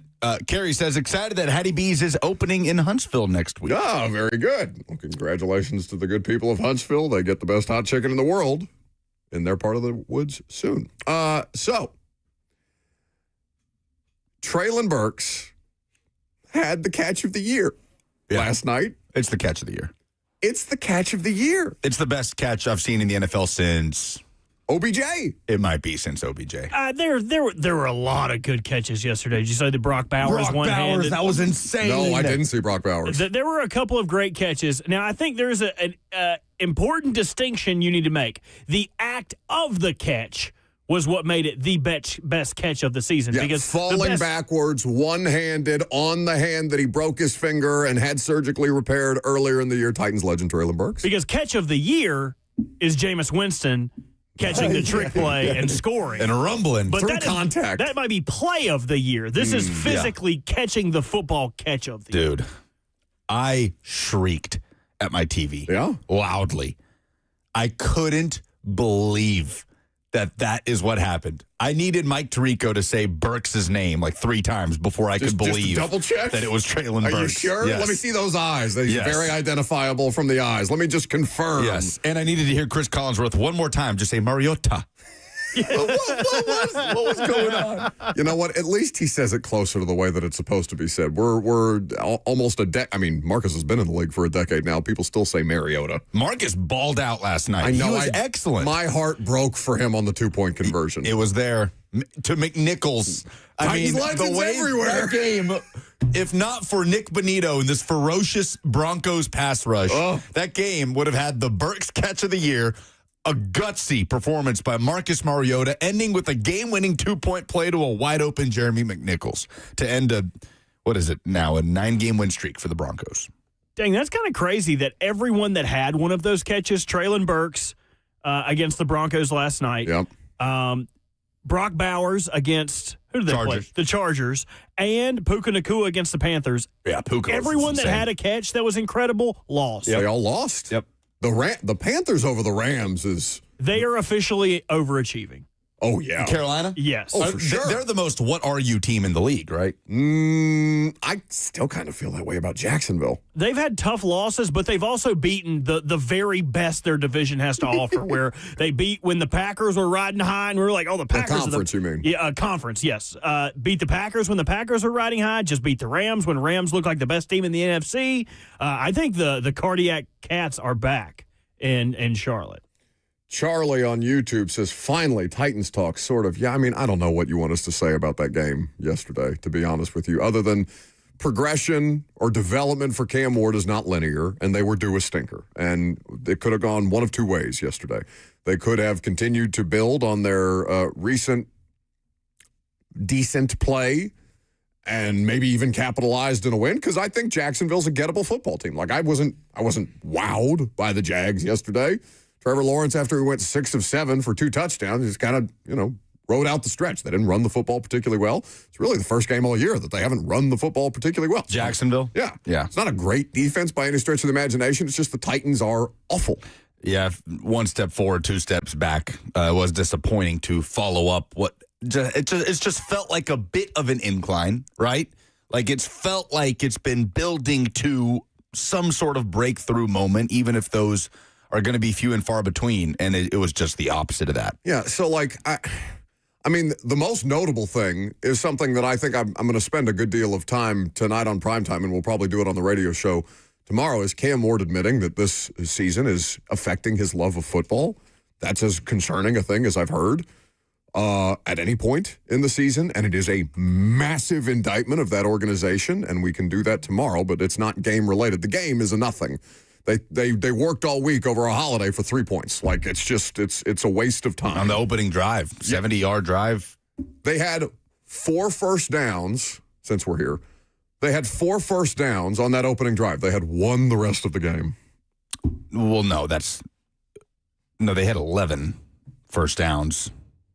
So that math doesn't add up. Maybe they had maybe the first half. First half, yeah. That would make more sense. But still, 11 first downs in the game. They were almost doubled up by Jacksonville. 70 yards in that opening drive, 35 yards the rest of the half, 118 yards the rest of the way. It was the half. That's my mistake.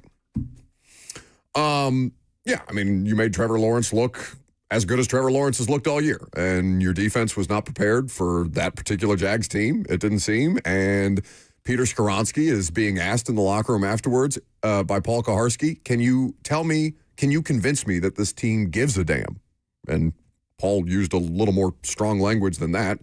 And Peter's answer, he took it seriously. He was like, yeah, I can sense the frustration in the locker room. Meanwhile, people are like yelling and hooting and hollering in the background while in the shower. It's an awful look. Like the culture of a football team, of an organization for them right now is losing. And the losing doesn't affect them anymore because they've just done so much losing. And I can't even get upset with them. I don't know what I expect them to do. I don't want them to be just miserable for the sake of being miserable. You know what they looked like on Sunday, the Titans? Disinterested? They looked like a 1-11 football team with a bunch of rookies and an interim coach. That's what it looked like because that's what it is. Yeah, but they were that against Seattle. They were that against Houston. Sure, they were that which is against what the Chargers. made it disappointing because they played above that over the last couple of weeks, despite not having a true number one wide receiver, having an offense driven forward by rookies, an underperforming offensive line. They played above that. But on Sunday, they kind of reverted back to being a 1-11 football team with an interim head coach and a bunch of rookies. It was going to happen at some point. Should it look that bad? No, I don't think that they should be excused just because of the circumstance that they're in, that it should be that bad. They don't have a divisional win. They are about to be, if they do not win at Jacksonville in Week 18, they will be the first Titans team in the Titans era to not win a divisional game. It's never happened before. 392 days since they beat the Patriots at home, November 4th, Gerard Mayo's Patriots, not even the good Patriots, Gerard Mayo's Patriots, November 4th, 2024. That's the last home win that they have against that awful Pats team. It's an embarrassment every time they get out there. And moral victories don't mean a damn. And God bless Cam Ward for not buying off on that. A results-oriented person is how he categorized it yesterday. The wins mean something. They don't win. So the progress, the thing that we almost keep trying to give them that benefit of the doubt by being like, oh, but you're making progress here, bud. Doesn't that mean something to you? He's like, I don't give a damn. I'm still losing. Thank God somebody cares. 615-737-1045 is the number. Brett Kern in studio next.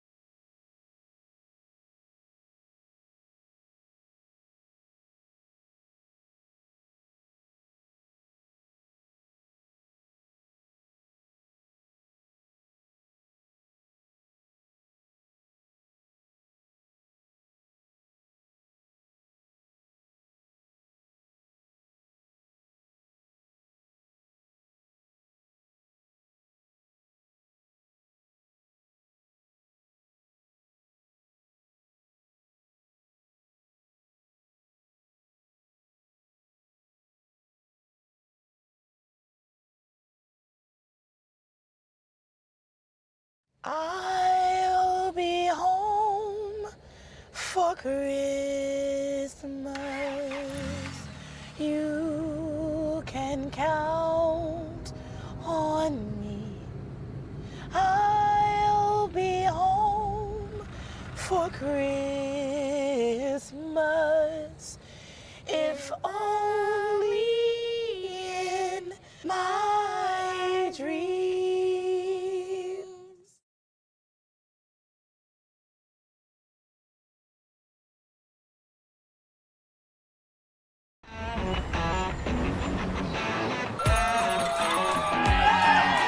Smashville hockey. Around here, it can sound like a language of its own. But hey, if you can pronounce Demumbrian, then names like Yossi, Shea, and Marchessault will roll right off the tongue. Nashville Predators, only in Smashville. One of the largest sports books east of the Mississippi, Circa Sports Kentucky, is now open. Catch all your favorite games on an 80-foot screen with stadium-style seating and live VSiN broadcast daily. Circa Sports, now open at the Mint Gaming Hall, Kentucky Downs.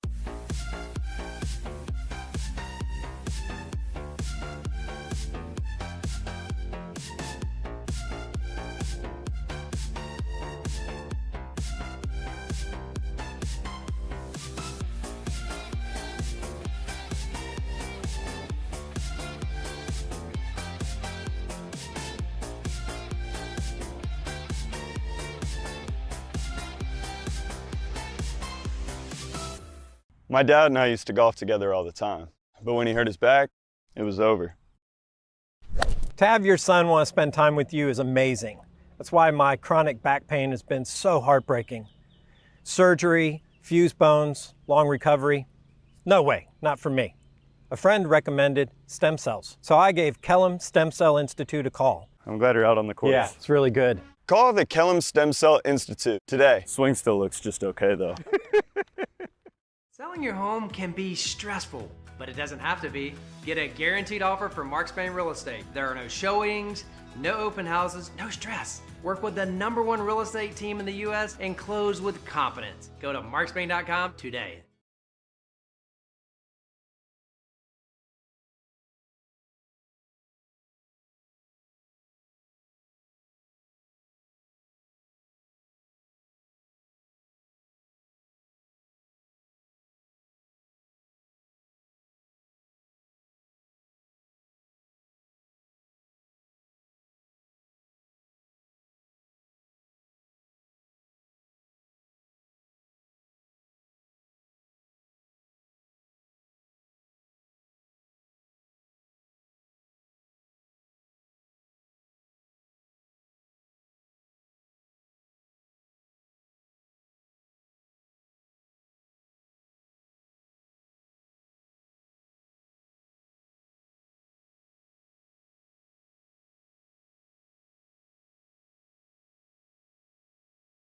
.11:59 seconds away from 12 o'clock. Good afternoon from the 104.5 The Zone Studios. I'm Lucas Panzica. Titans could not get out of the gates offensively. 25-3 the final against the Jags at Nissan Stadium on Sunday as the Titans drop to 1-11. Titans had a 70-yard opening drive to take a 3-0 lead. Only had 118 yards of offense from there. Jags improved to 8-4. They're tied at the top of the division with the Colts. Mike McCoy meets with the media today, coming up at 1:30. College football regular season wrapped up Saturday, and Vanderbilt is 10-2 for the first time in program history after routing Tennessee 45-24, pulling away in the second half at Neyland Stadium, outscoring the Vols 24-3 after halftime. Diego Pavia, 433 total yards, 2 touchdowns, including a career-high 165 rush yards. Vols finish at 8-4. Vanderbilt also locked in Clark Lee on a 6-year contract extension as the college football coaching carousel spins out of control control. Lane Kiffin headed to LSU. Ole Miss defensive coordinator Pete Golding takes over as the Rebels' permanent head coach. Auburn hired former Tennessee OC and USF head coach Alex Golesh. Florida hiring Tulane coach John Summerall. Arkansas hired Memphis coach Ryan Silverfield. And last night, Kentucky fired head coach Mark Stoops after 13 seasons. Monday Night Football, the Patriots seeking a 10th straight win. They host the Giants. Jackson Dart set to return. Kickoff at 7:15. You can hear the Westwood One call right here on The Zone. For all your foundation repairs and waterproofing needs, visit USSTN.com. Breaking news at once on your home for the Titans and Vols. This is 104.5 The Zone.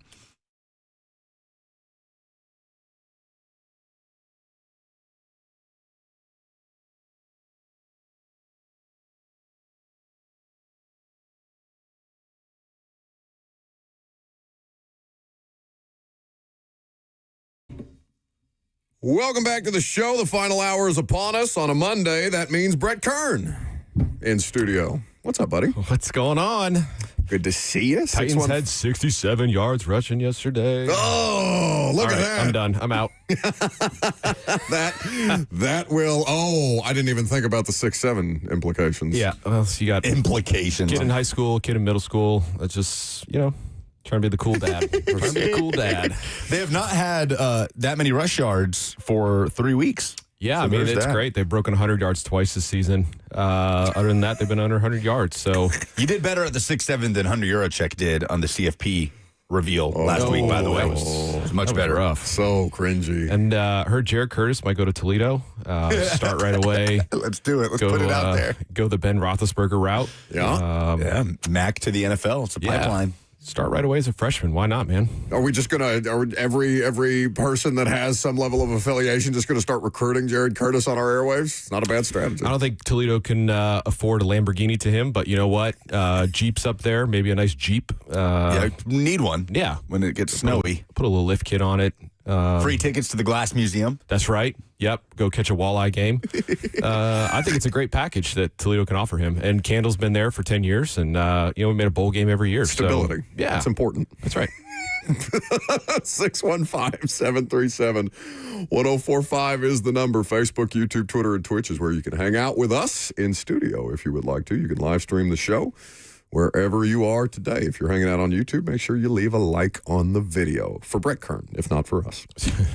To your point, just briefly, because we have talked precious little Titans, and it's not, there's just so little to say about such an awful performance. It is the fourth game that they have gone without an offensive touchdown so far this season. Yeah. But to your point about the run game, it was such a bizarre game for that reason. Jacksonville has been able to run the football on everybody. Yesterday, that was not the case. Right. The Titans have not run the football on anybody.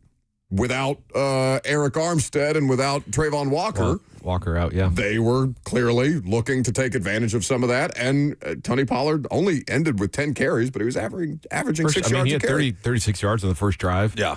To go towards his total of 60, which left him, obviously 24 for the rest of the game. And coming out that first drive, I'm like, man, I think he had a 15, a 10, and 11, and it looked pretty good. And then it just, I don't know what happened. I mean, obviously, Jacksonville's got the best rush defense in the league, so it's tough to run against them. But you think with those two guys out, as big as those pieces are, you'd be able to run the ball a little bit more. But it's been the same thing all year. It's just you can't run the ball.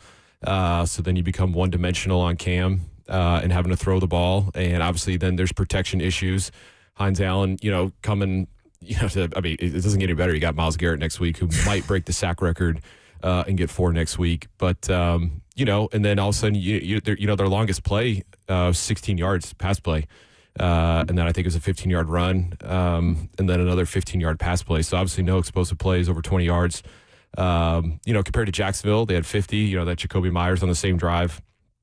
And then you had the other one, 26-yarder to P.J. Washington, and then the 21-yarder to Strange for a touchdown. So, compared to, the Seattle, you had 3 explosive plays, a huge one in a punt return for a touchdown. And obviously with no explosives, you become very, very one-dimensional, and a lot of the 4-yard, 5-yard, 6-yard. There were times where Cam was backing up. And I think there's one time they were in a shotgun.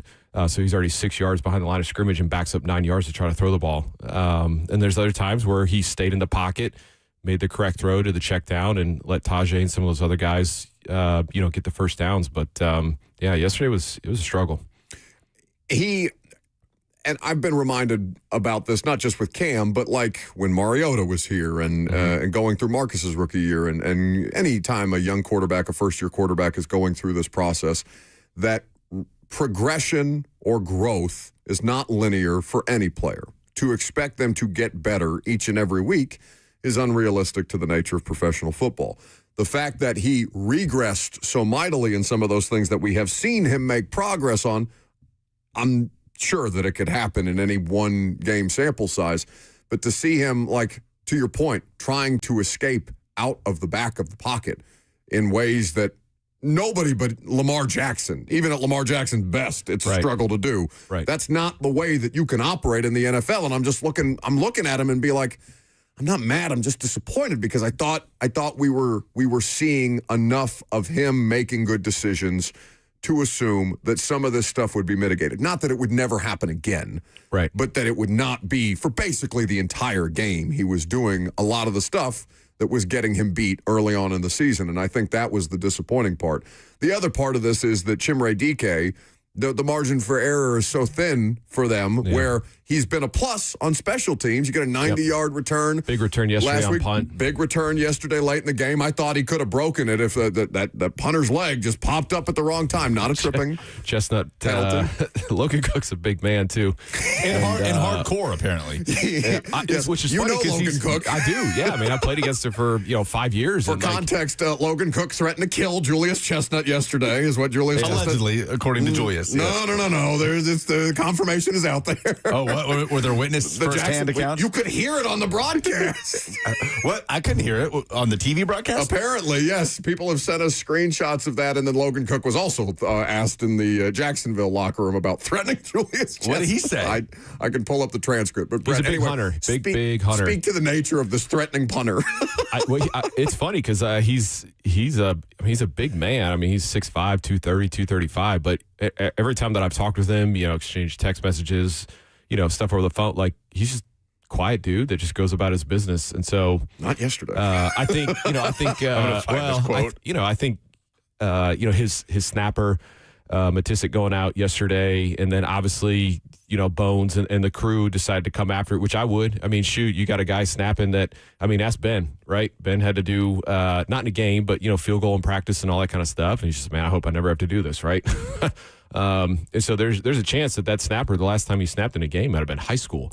So of course you want to rush. Of course, you want to do odd man twists, some stunts, all that kind of stuff, just to make him have to think of how to block. And so I think that's frustrating as a punter. There's one in the back of the end zone he got ran into.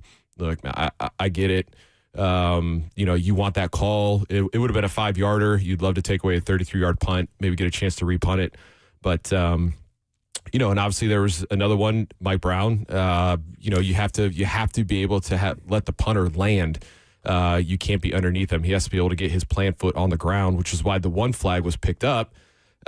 Because he was able to come down and then kind of flop from there. Yeah. But, it was a frustrating day. And then obviously for him, to try to lower his shoulder against Chestnut was a bad business decision. It just wasn't a smart move. And so from there, then obviously you have kind of the melee of the next series of punts where you have to repunt it, and then they come back and, there's offsetting penalties, and, Mike Brown gets tossed. So it's just... but it was kind of puzzling to see, but I can understand the frustration that he was having, and obviously where it led to him saying something like that. Allegedly. This is the great. He sounds very diplomatic in this quote of Logan Cook. I might have said some things that sounded rude. So I wanted to go clear the air. That sounded rude. Oh, no, I'm not done. I don't like people having grudges against me. And it goes on to say that he was explaining the situation to the ref and also to find out his take on what happened on the play in the end zone. He sounds so nice. He sounds just like everything you just described, mild-mannered. But sir, I have a question for you. Well, that's what I want to know, because did he threaten to kill Julius in that kind of tone? Because it's one thing if it's like, I'm going to kill you in the heat of battle. It's like, all right. But if it's like, hey, I'm going to kill you. Then that's a totally different ballgame. You know what I mean? That's completely different. That's much more serial killer, like head on a swivel. Don't start your car too soon in the parking lot, chestnut. I might have said some things that sounded rude, so I wanted to go clear the air. God bless. That's the state of Titans football at this point in time.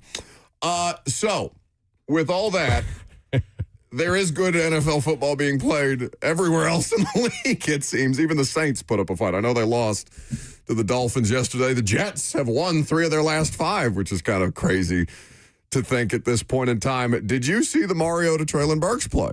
Yeah, what did I text you guys? Traylon Burks for Pro Bowl. I mean, it's insane. Yeah, I mean, Marcus obviously did well last night, and then Traylon had that catch, which was unbelievable. And then you see Jared McNichols out there, great guy, great teammate. Yeah, it was a good game to watch, and there was a lot of good football. A little crazy. The Colts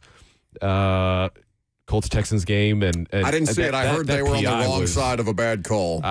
He slipped on the turf, and then he kind of flopped, and they called, I think it was Kenny Moore for a DPI, which later resulted in a touchdown, and then the extra point goes over the upright. And so I know there's been talks, putting a little chip in the ball and having the field goal extend, kind of imaginary, like, kind of a laser going all the way up to see if somebody in this situation, if it would be good or not. Yeah. Same with, you punt a ball out of bounds. Half the time these refs can't figure it out, and I can't say how many yards I was gypped just from kicking the ball out of bounds. And so, with a chip in the ball, where would it go properly out of bounds? And so, yeah, but I mean, really at the end of the day, the Colts had the ball, they're down 2013 or 2016, I think at the time, 4:45 left in the game. They had a chance to go down and score, and if they got a touchdown, obviously win it, but they couldn't do it. So, there's still, Colts got the Jags twice still. The Bears, number 1 seed currently right now in the NFC. They have the Packers twice. So there's still some really good football left. Steelers, Ravens twice to potentially figure out that division. I think the Bengals might be a little too far behind, but still, I mean, for them to come into, Baltimore the other night and just dominate. I mean, Robert, are they 3 games back now? Cincinnati, they're not dead. Still have to play the Ravens twice. Or sorry, play the Ravens once. Say again, Robert. They have the Bills this week. Okay. Oh, who just ran all over Pittsburgh. Josh Allen, most rushing touchdowns by a quarterback ever, broke Cam Newton's record yesterday. Crazy. Crazy that he's already done that, because Cam was the most unstoppable goal line thing before Derrick Henry came into the league for a good part of my NFL consuming experience. Is Josh even 30? I think he's got to be right there. And part of the context 29. is Cam did it in a relatively short amount of time, too. Mm-hmm. Like, Cam didn't... I thought Cam Newton's career was longer than it actually was. Well, he had, 6 years in Carolina and then 1 year in New England, and that was the end of his starting, so I would have to look at the stats. But that's kind of crazy, only 6 years in Carolina. And I could be off on that. I don't have it in front of me, but that's me guessing. No, it's probably ballpark. I mean, and he, it's just his body broke down the way that they were using him at the end. I Pretty hard. Yeah. 9. He had, or 8, really, because he went back. He played 2 games in 2019. If you count him going back, it would be 10. But okay. He had 7 to 8 seasons of high-level football at Carolina. It felt like more. I want to ask you about something that's an easy thing for Titans fans to kind of say when they see guys like Traylon Burks go on and make a play. Now, I don't know what Traylon Burks is going to do the rest of his Commander's career, but when people have left this organization lately, there has been a good percentage of them that have gone on to do better than they were previously doing here. Derrick Henry hasn't necessarily, he's not doing the things that he's just still Derrick. Did in Tennessee. He's still Derrick, right? And maybe Derrick Henry is a bad example. A.J. Brown is not having the kind of year that A.J. Brown is accustomed to, but A.J.'s, 3 previous years in Philadelphia were all better. And he has a Super Bowl. Than what he was doing in Tennessee. Does have a Super Bowl. All of a sudden, Traylon Burks, where in any other situation, if Traylon Burks had tried to make that catch in a Titans uniform, he would end up concussed on a stretcher or in a pile of broken bones after the fact. Like, you went to Philadelphia for a brief time after you were released here. Is there something tangible that is lacking here from what is provided to players, or recovery for players, or strength and conditioning. Like, help me understand, as somebody who has played for multiple NFL organizations, if there is any truth to the idea that this place lacks something that other places have. Yeah, no, I think it just depends on the fit. When I was here for such a long time, like, there was a rhythm, there was a routine, and it was a great fit for me personally, right? But, going to Philly, it was a lot harder for me, right? It was just a different rhythm. It's, the trainers are different. The recovery could be different. One team could have cryotherapy, all this kind of stuff. Another team might not. It could be down to some teams have great food, other teams don't, right? Arizona charges you for food, stuff like that, nonsense. Right. And so it's just crazy. I think Detroit was doing that too, but that might have stopped. But and then on top of that, you have, coaching, the system, offensive system, defensive system. Do you mesh well with your coach, your position coach? There's so many factors that go into, this guy, balled out in Tennessee, but he went here and didn't ball out, or he didn't ball out here. He went somewhere else and had a great, year or two, right? AJ, or the system of what he's in. Obviously, you could see. Like Byard. Byard went to Philly. He wasn't very good in Philadelphia. Now he's leading the league in interceptions in Chicago. Correct. Yeah. And so I think that's I think it just comes down to a matter of, for a lot of guys, it's just a matter of fit, of system, who you're playing for. Your head coach makes a huge difference. Your position coach makes a huge difference. Sometimes the guys that you're around, like who's in your position room, do you guys mesh well? Are you doing stuff off the field? With Ben and like that O-line, the years that Derek went for 2000, that group was tight. Yeah. Really tight. Then I go up to Philly, and it's a tight group, but it's not as tight. But that was still a good group. Different dynamic, right? And so, I think it just comes down to, is it a good fit? It can come down to the city, right? I've heard guys that are like, man, I'm in Washington, and the car ride from after the game to the facility is a 2-hour ride, right? And the facilities aren't very great. Or hey, I'm stuck in Green Bay, and it's just hard to do things in public because there's not a lot to do, and so it becomes difficult. And then I've heard other things. I had another buddy who's in Green Bay. He said absolutely loved it, right? So I think it's just personal preference and what works for you, what doesn't. And so it's just. I just think it's easy for Titans fans to kind of sink into that a little bit. Well, we fixate on the ones that are doing better, right? Because there's like Darrington Evans didn't go on to have a great career, hey, right? He's still playing though. He's like, I don't still around, sure, but is he making an impact anywhere? Like, no. Caleb Farley didn't go on to make an impact anywhere. Isaiah Wilson was Isaiah Wilson. I get that was I'm just happy Isaiah's still alive. I know, but we do fixate on the ones that's like, oh, of course Christian Fulton's playing almost every week. Oh, of course Bud Dupree got the hamstring injuries have miraculously evaporated. Yeah, but David Long. That's happened here too. Think of Ryan Tannehill. Yeah. Right? In Miami, hurt. Exactly, yeah. Or, the injuries that he had. Then he comes here, and people in Miami are probably like, well, what the heck? You know? Yep. He comes up here, and now they're in an AFC championship game. So I think it goes both ways. And I think there's been guys that have come here. I think of somebody like Delaney Walker, right? Who's in San Francisco, started his career there, special teamers, guy like that, and then comes here, and he's Delaney Walker, right? A consistent player, 1,000-yard receiver. 1,000-yard receiver as a tight end, and San Francisco may be like, man, why didn't we, So, it happens all across the league. I think they had Vernon Davis. I think they were okay. That's true, too. But, I think that happens all across the league, and I think it's very easy for people to see that as, hey, we're, 1-11. Why are we getting rid of some guys? Or, well, if we just would have kept on. It's not that easy. Yeah, it's a tough situation, I'm sure, to be a Titans fan at this point in time. We can continue to talk about NFL football. We can talk about the college football.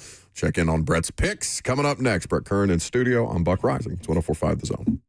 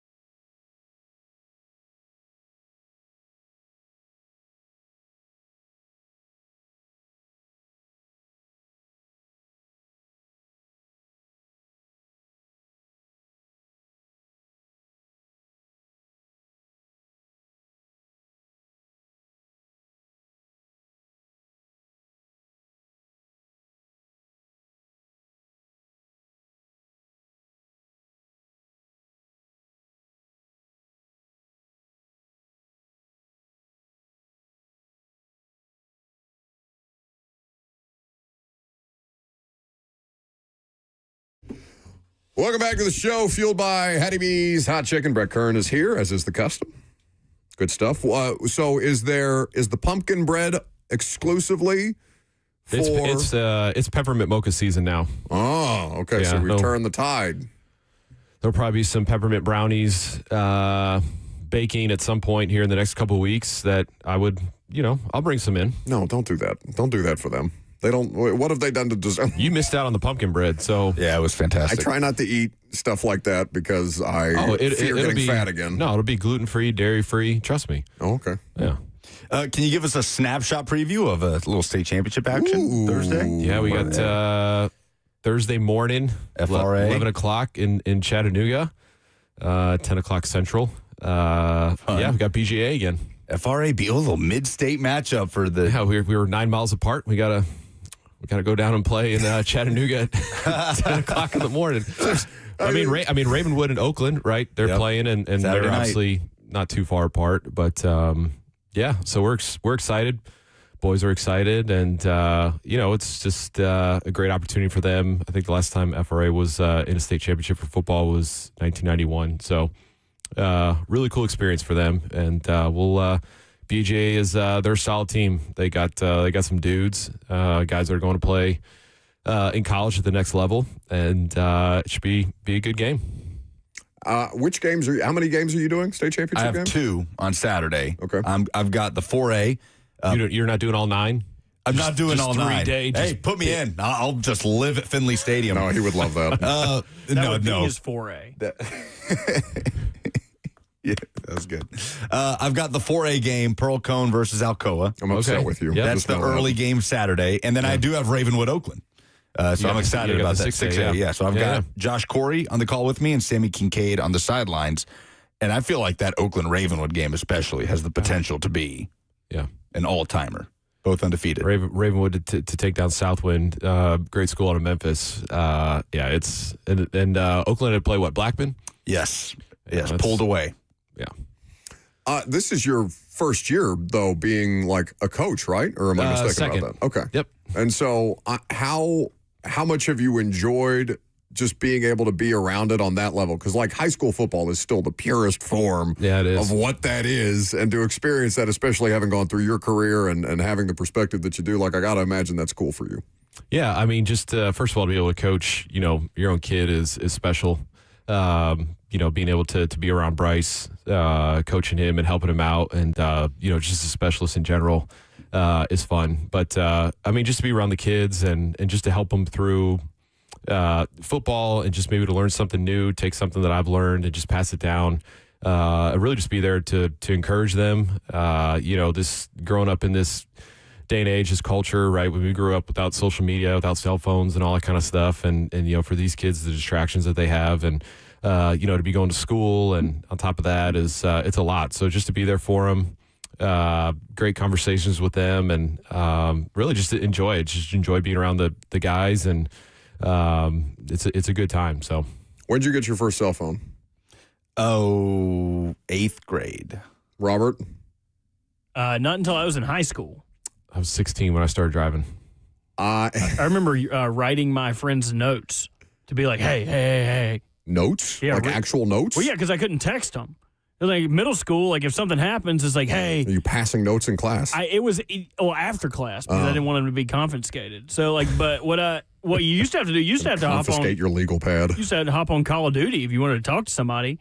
AOL Messenger was a thing for me. Oh, sure. I mean, grade school. I had Facebook. I was there at the early onset. I had a cell phone in 2nd grade. Oh. For what? Oh, was it a Firefly or like a no, legit? it was like the Fireflies?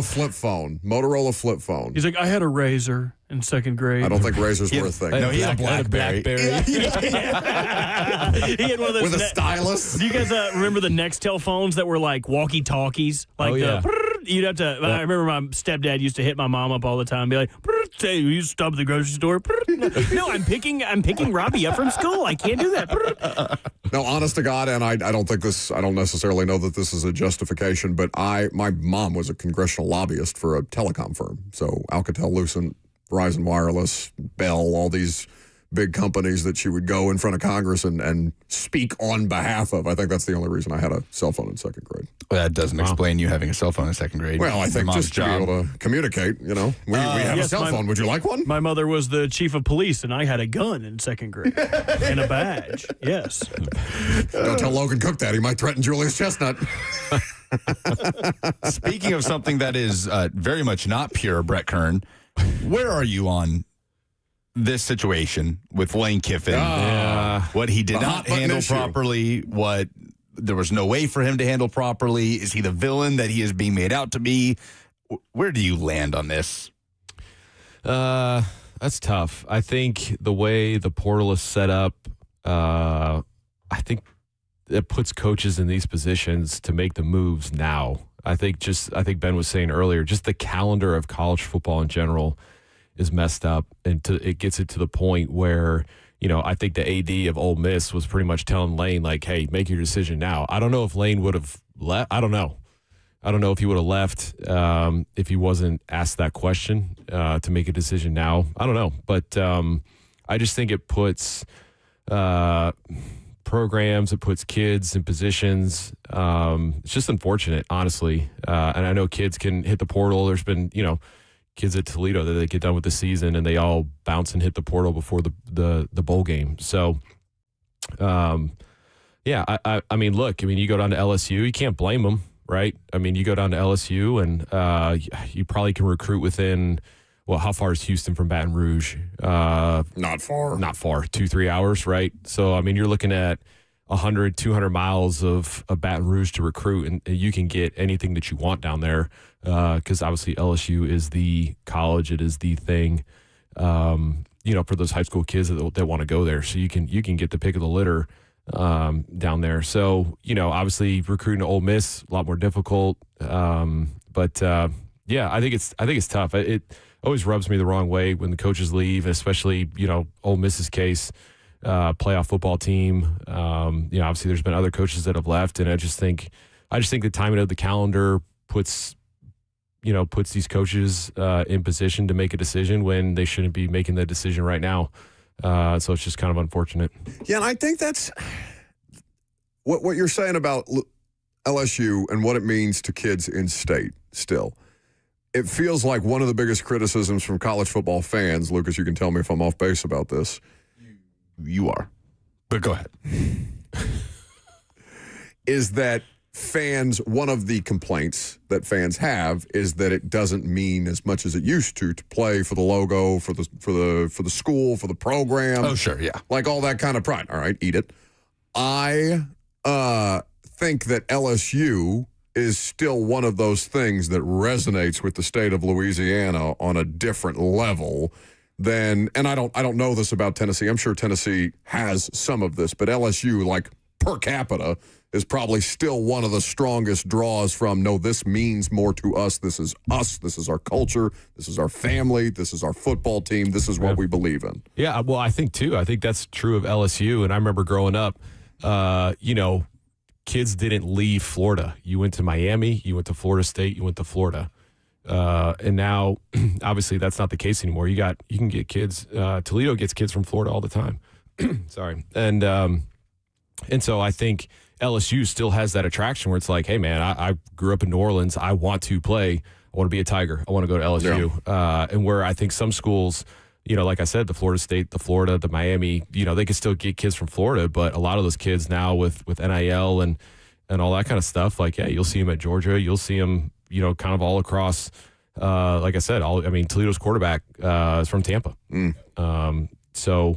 But there's still some programs out there, and LSU is one of them where it's just like, hey, like, yeah, I want to be a Tiger, and this is, and I think Lane likes that, and so and I don't blame him. I think LSU still carries a lot of weight down there, and as far as recruiting, so you get the portal on top of the recruiting, getting a lot of those Louisiana kids to stay. That's pretty dangerous. Where do you guys think Ole Miss's highest ranked recruiting class under Kiffin? Like the highest ranked recruiting class he had at Ole Miss. And obviously this does not include portal, right? This is not portal. High school recruiting class. 247 sports rankings. Doubt he was top 10. That's correct. 17th. 16th. the highest ranked, right? So LSU, who fired their head coach a month ago, currently has the number 12 class in the 2026, or number 12 ranked class in the class of 2026. Ole Miss is outside, or is 20 at the moment. Yeah. What Kiffin's been doing is so insane in terms of a hit rate in the portal. Yeah. It's insane. It's. I know it's not been around that long, but the fact that he hasn't had really many issues, like Mike Norvell, for example, like that, there hasn't been a lot of variance because they have recruited, like they've recruited those sort of top 20-ish classes. But who's their biggest difference maker this year? It's Trinidad Chambliss, a Ferris State acquisition, who ends up starting and running with the job over Austin Simmons, who actually was recruited out of high school to Ole Miss by Lane Kiffin. I think there has to be something in the back of Lane's mind, too, that's not sustainable towards the path of winning championships, plural, right? At LSU, what you can do at LSU very much is sustainable, and we know that. There's been decades of proof of concept with it, whether it's in previous eras or this era. So if you objectively believe LSU is a better job than Ole Miss, which it is, right? Talent ground that you referred to, home field advantage, all these things, then again, I come back to what's your biggest issue with it? Well, like I said, I think it's just the timing. Right. But how much of that is on Lane? But I think that's where I come on college football. Yeah. Like where the portal is, when you can transfer, when a coach has to decide, to leave a school or to go somewhere else so that they could take advantage of the portal. I think that's my issue. Like Lane going to LSU, I mean, that's okay, fine. I don't, he's got to do what's best for him. I just think the way that college football is set up and the timing of everything just puts a lot of these guys in a bad position. Because trust me, there's kids transferring. I've heard of guys that transfer in December and then they go to spring ball, they transfer again. I mean, it's a wild, wild west as far as the portal. And there's really, coaches can't do a lot about that. And so now I know there's talks about coaches being able to throw kids in the portal, right? And now that they're getting paid, coaches can now fine kids. Hey, if you miss a class, we're going to fine you. Hey, you're going to show up late to a team meeting, we're going to fine you. If you want to get paid like the NFL guys do, like we're going to run an NFL type system. So like I said, I don't have a problem with Lane going there. I think it's just unfortunate for a lot of these guys, just not just Lane in general. But the fact that the calendar has it to where this is when the decisions are made. Ahead of tomorrow's college football playoff rankings release, Ole Miss is 6. They beat Mississippi State decisively. We still have conference championship weekend to play out. Do we think that Ole Miss is going to be dinged for not having their head coach as a part of this? Lane Kiffin wasn't calling the plays at Ole Miss. Understandably, that Lane Kiffin would have some level of influence in the offense and how things run and how the team and the program operate on the whole. But do we see a scenario in which Ole Miss is dinged on, this Tuesday, moving forward? Is this one of the first times where we've seen like a coach leave with a CPF team? CFP, or CFP, compared to Florida State, was that quarterback got hurt? That was the quarterback, yeah. They kind of dinged him, like, well, you're starting quarterback, right? He broke his leg. I mean, he was done. Yeah, it was and there is a key difference there that they saw 1.5 or 2 games of what Florida State looked like without Jordan Travis, right? Defense was still really good. Obviously, the offense suffered for it. And so the committee saw that sample size, and it played into their decision. And that was, of course, in the 14 playoff. But we haven't seen Ole Miss. I think it'd be insane for Ole Miss to get when we haven't seen a sample size of what Ole Miss looks like post-Lane Kiffin. How much of a galvanizing feeling will there be around this team? I have no idea who's going to be calling plays. Lane's gone, so is Charlie Weiss Jr. He's going to LSU, too. Oh, that's right. I forgot he took the OC. So I have no idea who's going to be calling plays. But if you haven't seen it, like to ding Ole Miss on the rankings based on what you think could happen because they won't have Lane Kiffin is crazy to me. I mean, it's like, Alabama, like if they lose to Georgia and they're a 3-loss team, I mean, do they get dinged for that? And then all of a sudden they're not in the playoff? A lot of questions. What if Bama just doesn't show up? Well, that's the other thing. Or they do what they've been doing, and they do what they've been doing, which is handling teams for a first half and then allowing teams back into the situation, and they end up putting themselves in a bad spot at 7-1. We will see 8-1 now, right? 8-1. 7-1, 8-1 Alabama. I should know You're this. talking about in SEC play? No, let him figure it out. Never mind. No. Last call for phone calls. I want to see where I'm looking at the college football playoff rankings, and for some reason it says Alabama 7-1. Yes, they have only played 8 games, as opposed to everybody else in college football. You're probably looking at the rankings from like a month ago. Yeah, that's right. November 4th. They've played. I was like, what happened? What are they? 8-1. What happened? December. What is this? Only SEC? I was trying to figure it out. I was like, that doesn't seem right. November 4th. All looks and no brains. Famously. Just like that scarecrow. Or was that the Tin Man? Thank you for your time, Brett. I think it was Judy Garland. Now we're talking about Wicked. What's going on here? Yeah, that's probably what the rest of the show is going to be. I'm Buck Rising. It's 104.5 The Zone.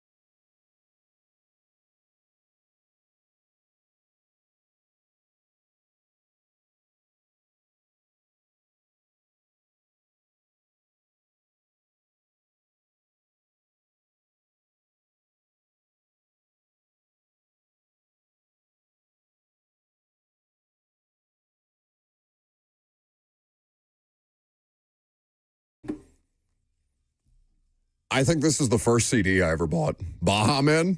Did they have a single other song? Nothing that hit this hard. I could never have told you that this was by a group called the Baha Men. You don't know the Baha Men? What? They still are living off of this like kings. Sure. No, I remember this song, obviously. At one point, the Baha Men followed me on Twitter. What? You know how like John Cena and Barack Obama they went on these massive like following sprees, and I guess the Baja Men did as well, and they were big fans of. I had a Carolina football tweet that did pretty well like 6 years ago, and I got a follow out of it from the Baja Men. Well, they no longer follow me, so I don't think they like the content I was providing. Is that the most random Twitter follow you have ever received? Oh, easily. Yeah, easily. Do you have one?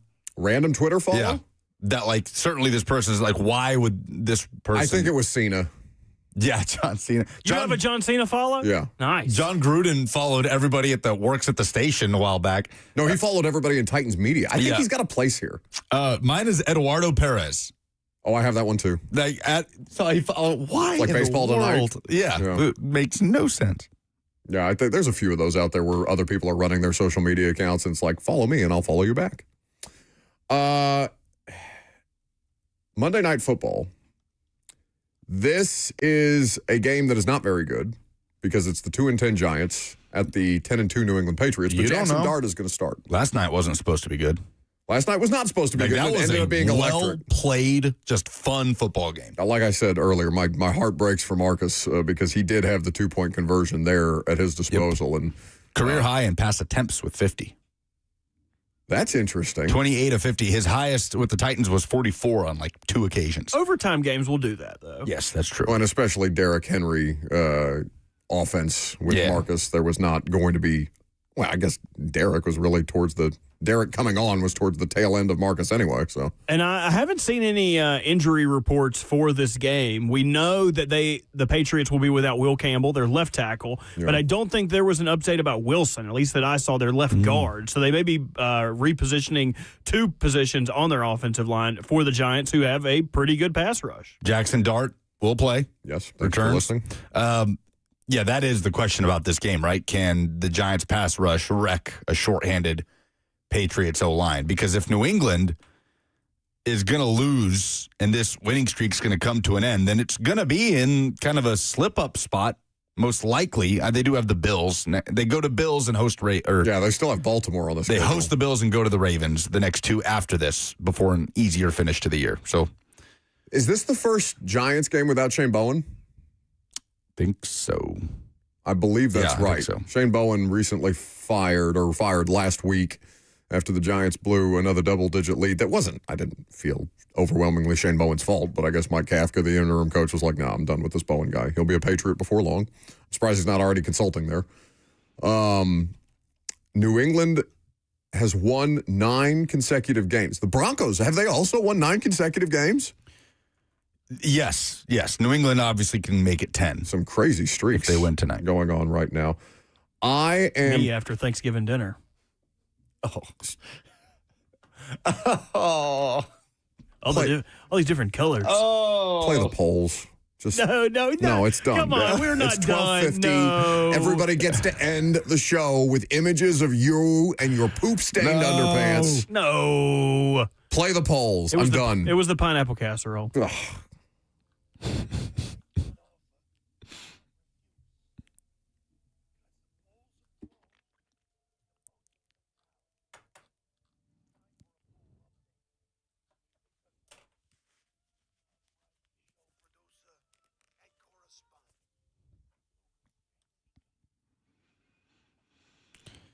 Presented by Two Rivers Ford, the South's most trusted Ford dealer. Was the loss to Jacksonville the ugliest of the season for the Titans? 79.6% are saying yes, it was. No, it's the Raiders. Coach Play Better on Twitter says this is just recency bias. The Colts put 38 on us.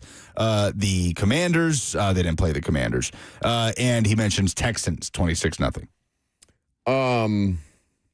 I mean, this is one of 4 games that they have on the season without an offensive touchdown. I guess they had a garbage time touchdown against the Raiders in Vegas, but to lose to that Vegas game or to that Vegas team is offensive. That's a tough one. Yeah, that's especially coming off Arizona where they could do nothing. Should Ole Miss have let Lane coach in the college football playoffs? 70% say no, they shouldn't have. I agree. I think if he's going to take another job, you just move on. I can really see both arguments. I can too. You know but what I mean? It's just so hard. If I'm Ole Miss, just get out. Just get out. Enough of this. Especially for what the last 3 weeks have been, and even the last 48 hours have been. Just get out. Especially going to coach a direct rival. If he was bolting to take the USC job again or something. Yeah. Maybe it's different. Probably not. But the fact that you're going to LSU, a hated rival. Yeah, no, I can't have that. Come on, It's like if you're going to get divorced and it's December, it's like, do we stay together and do Christmas for the kids? Do we stay together? Let's just let them open some presents, look at their stockings. They're not going to get anything great. They're not going to win the whole thing. Let's do it for the kids. This feels like we don't have to look at each other. Yeah. Oh, look at the mistletoe. None of that. This baby. feels relatable. Let's just be there for the kids. It's not for the kids. Which SEC fan base should be most excited about their new head coaching hire? Arkansas, Auburn, Florida, or Ole Miss? 52 LSU is the obvious answer. 52% said Auburn. Alex Golesh to Auburn. 29.2% say Florida. 11.7% say Ole Miss. Only 7% say Arkansas. I do think Auburn's fan base is excited. Alex Golesh, type of guy that can easily win a press conference. Very likable. Did you know he came to the U.S. when he was young from the Soviet Union? His family were refugees. No, is he a sleeper cell? And then he grew up, fell in love with college football. And it's interfering with our elections? It's a real underdog story. So I think Alex Golesh is someone that Auburn fans will cling to take them out of this last decade of mediocrity. Is he who gave your information to the Russians for purchasing that laptop and an Xbox? Oh, I don't think so, but he will be facing Tennessee in Neyland Stadium against his former boss, Josh Heupel, next season. So if Tennessee loses that game, I'll accuse him of that. Okay, very good. Which former Titan had the best weekend? Marcus Mariota, Treylon Burks, A.J. Brown, who had a big day and a losing effort for the Eagles, or Nick Folk, who walked it off? Yeah, I think it's Folk. Yeah, the Jets beat the Falcons. They said he couldn't do it. 57 yards? 56, if I'm not mistaken. He squeaked it in there. That's fine. They told me he couldn't do it. Nick Folk. The vote goes to Burks. Burks is the winner here. For Treylon Burks that to was sick. Have the catch in a parallel universe, but it wasn't actually a parallel universe. It was reality where Sunday Night Football is showing the OBJ catch side by side and it looks the with same. the Burks catch and going, which one's better? Hey, well, Burks scored. If you guys remember, OBJ didn't score. But OBJ's was a 50-yard bomb where he also got interfered. He was short. He wasn't in the end zone when he caught that. That's right. Treylon Burks actually scored on that. It's true. How crazy is that? Those are the polls. All right, very good. That's going to do it for us today. Prime time tonight at 6 o'clock. We'll get you going before Monday Night Football kicks off. Have a great rest of your afternoon, and you can enjoy Blaine and Zach next.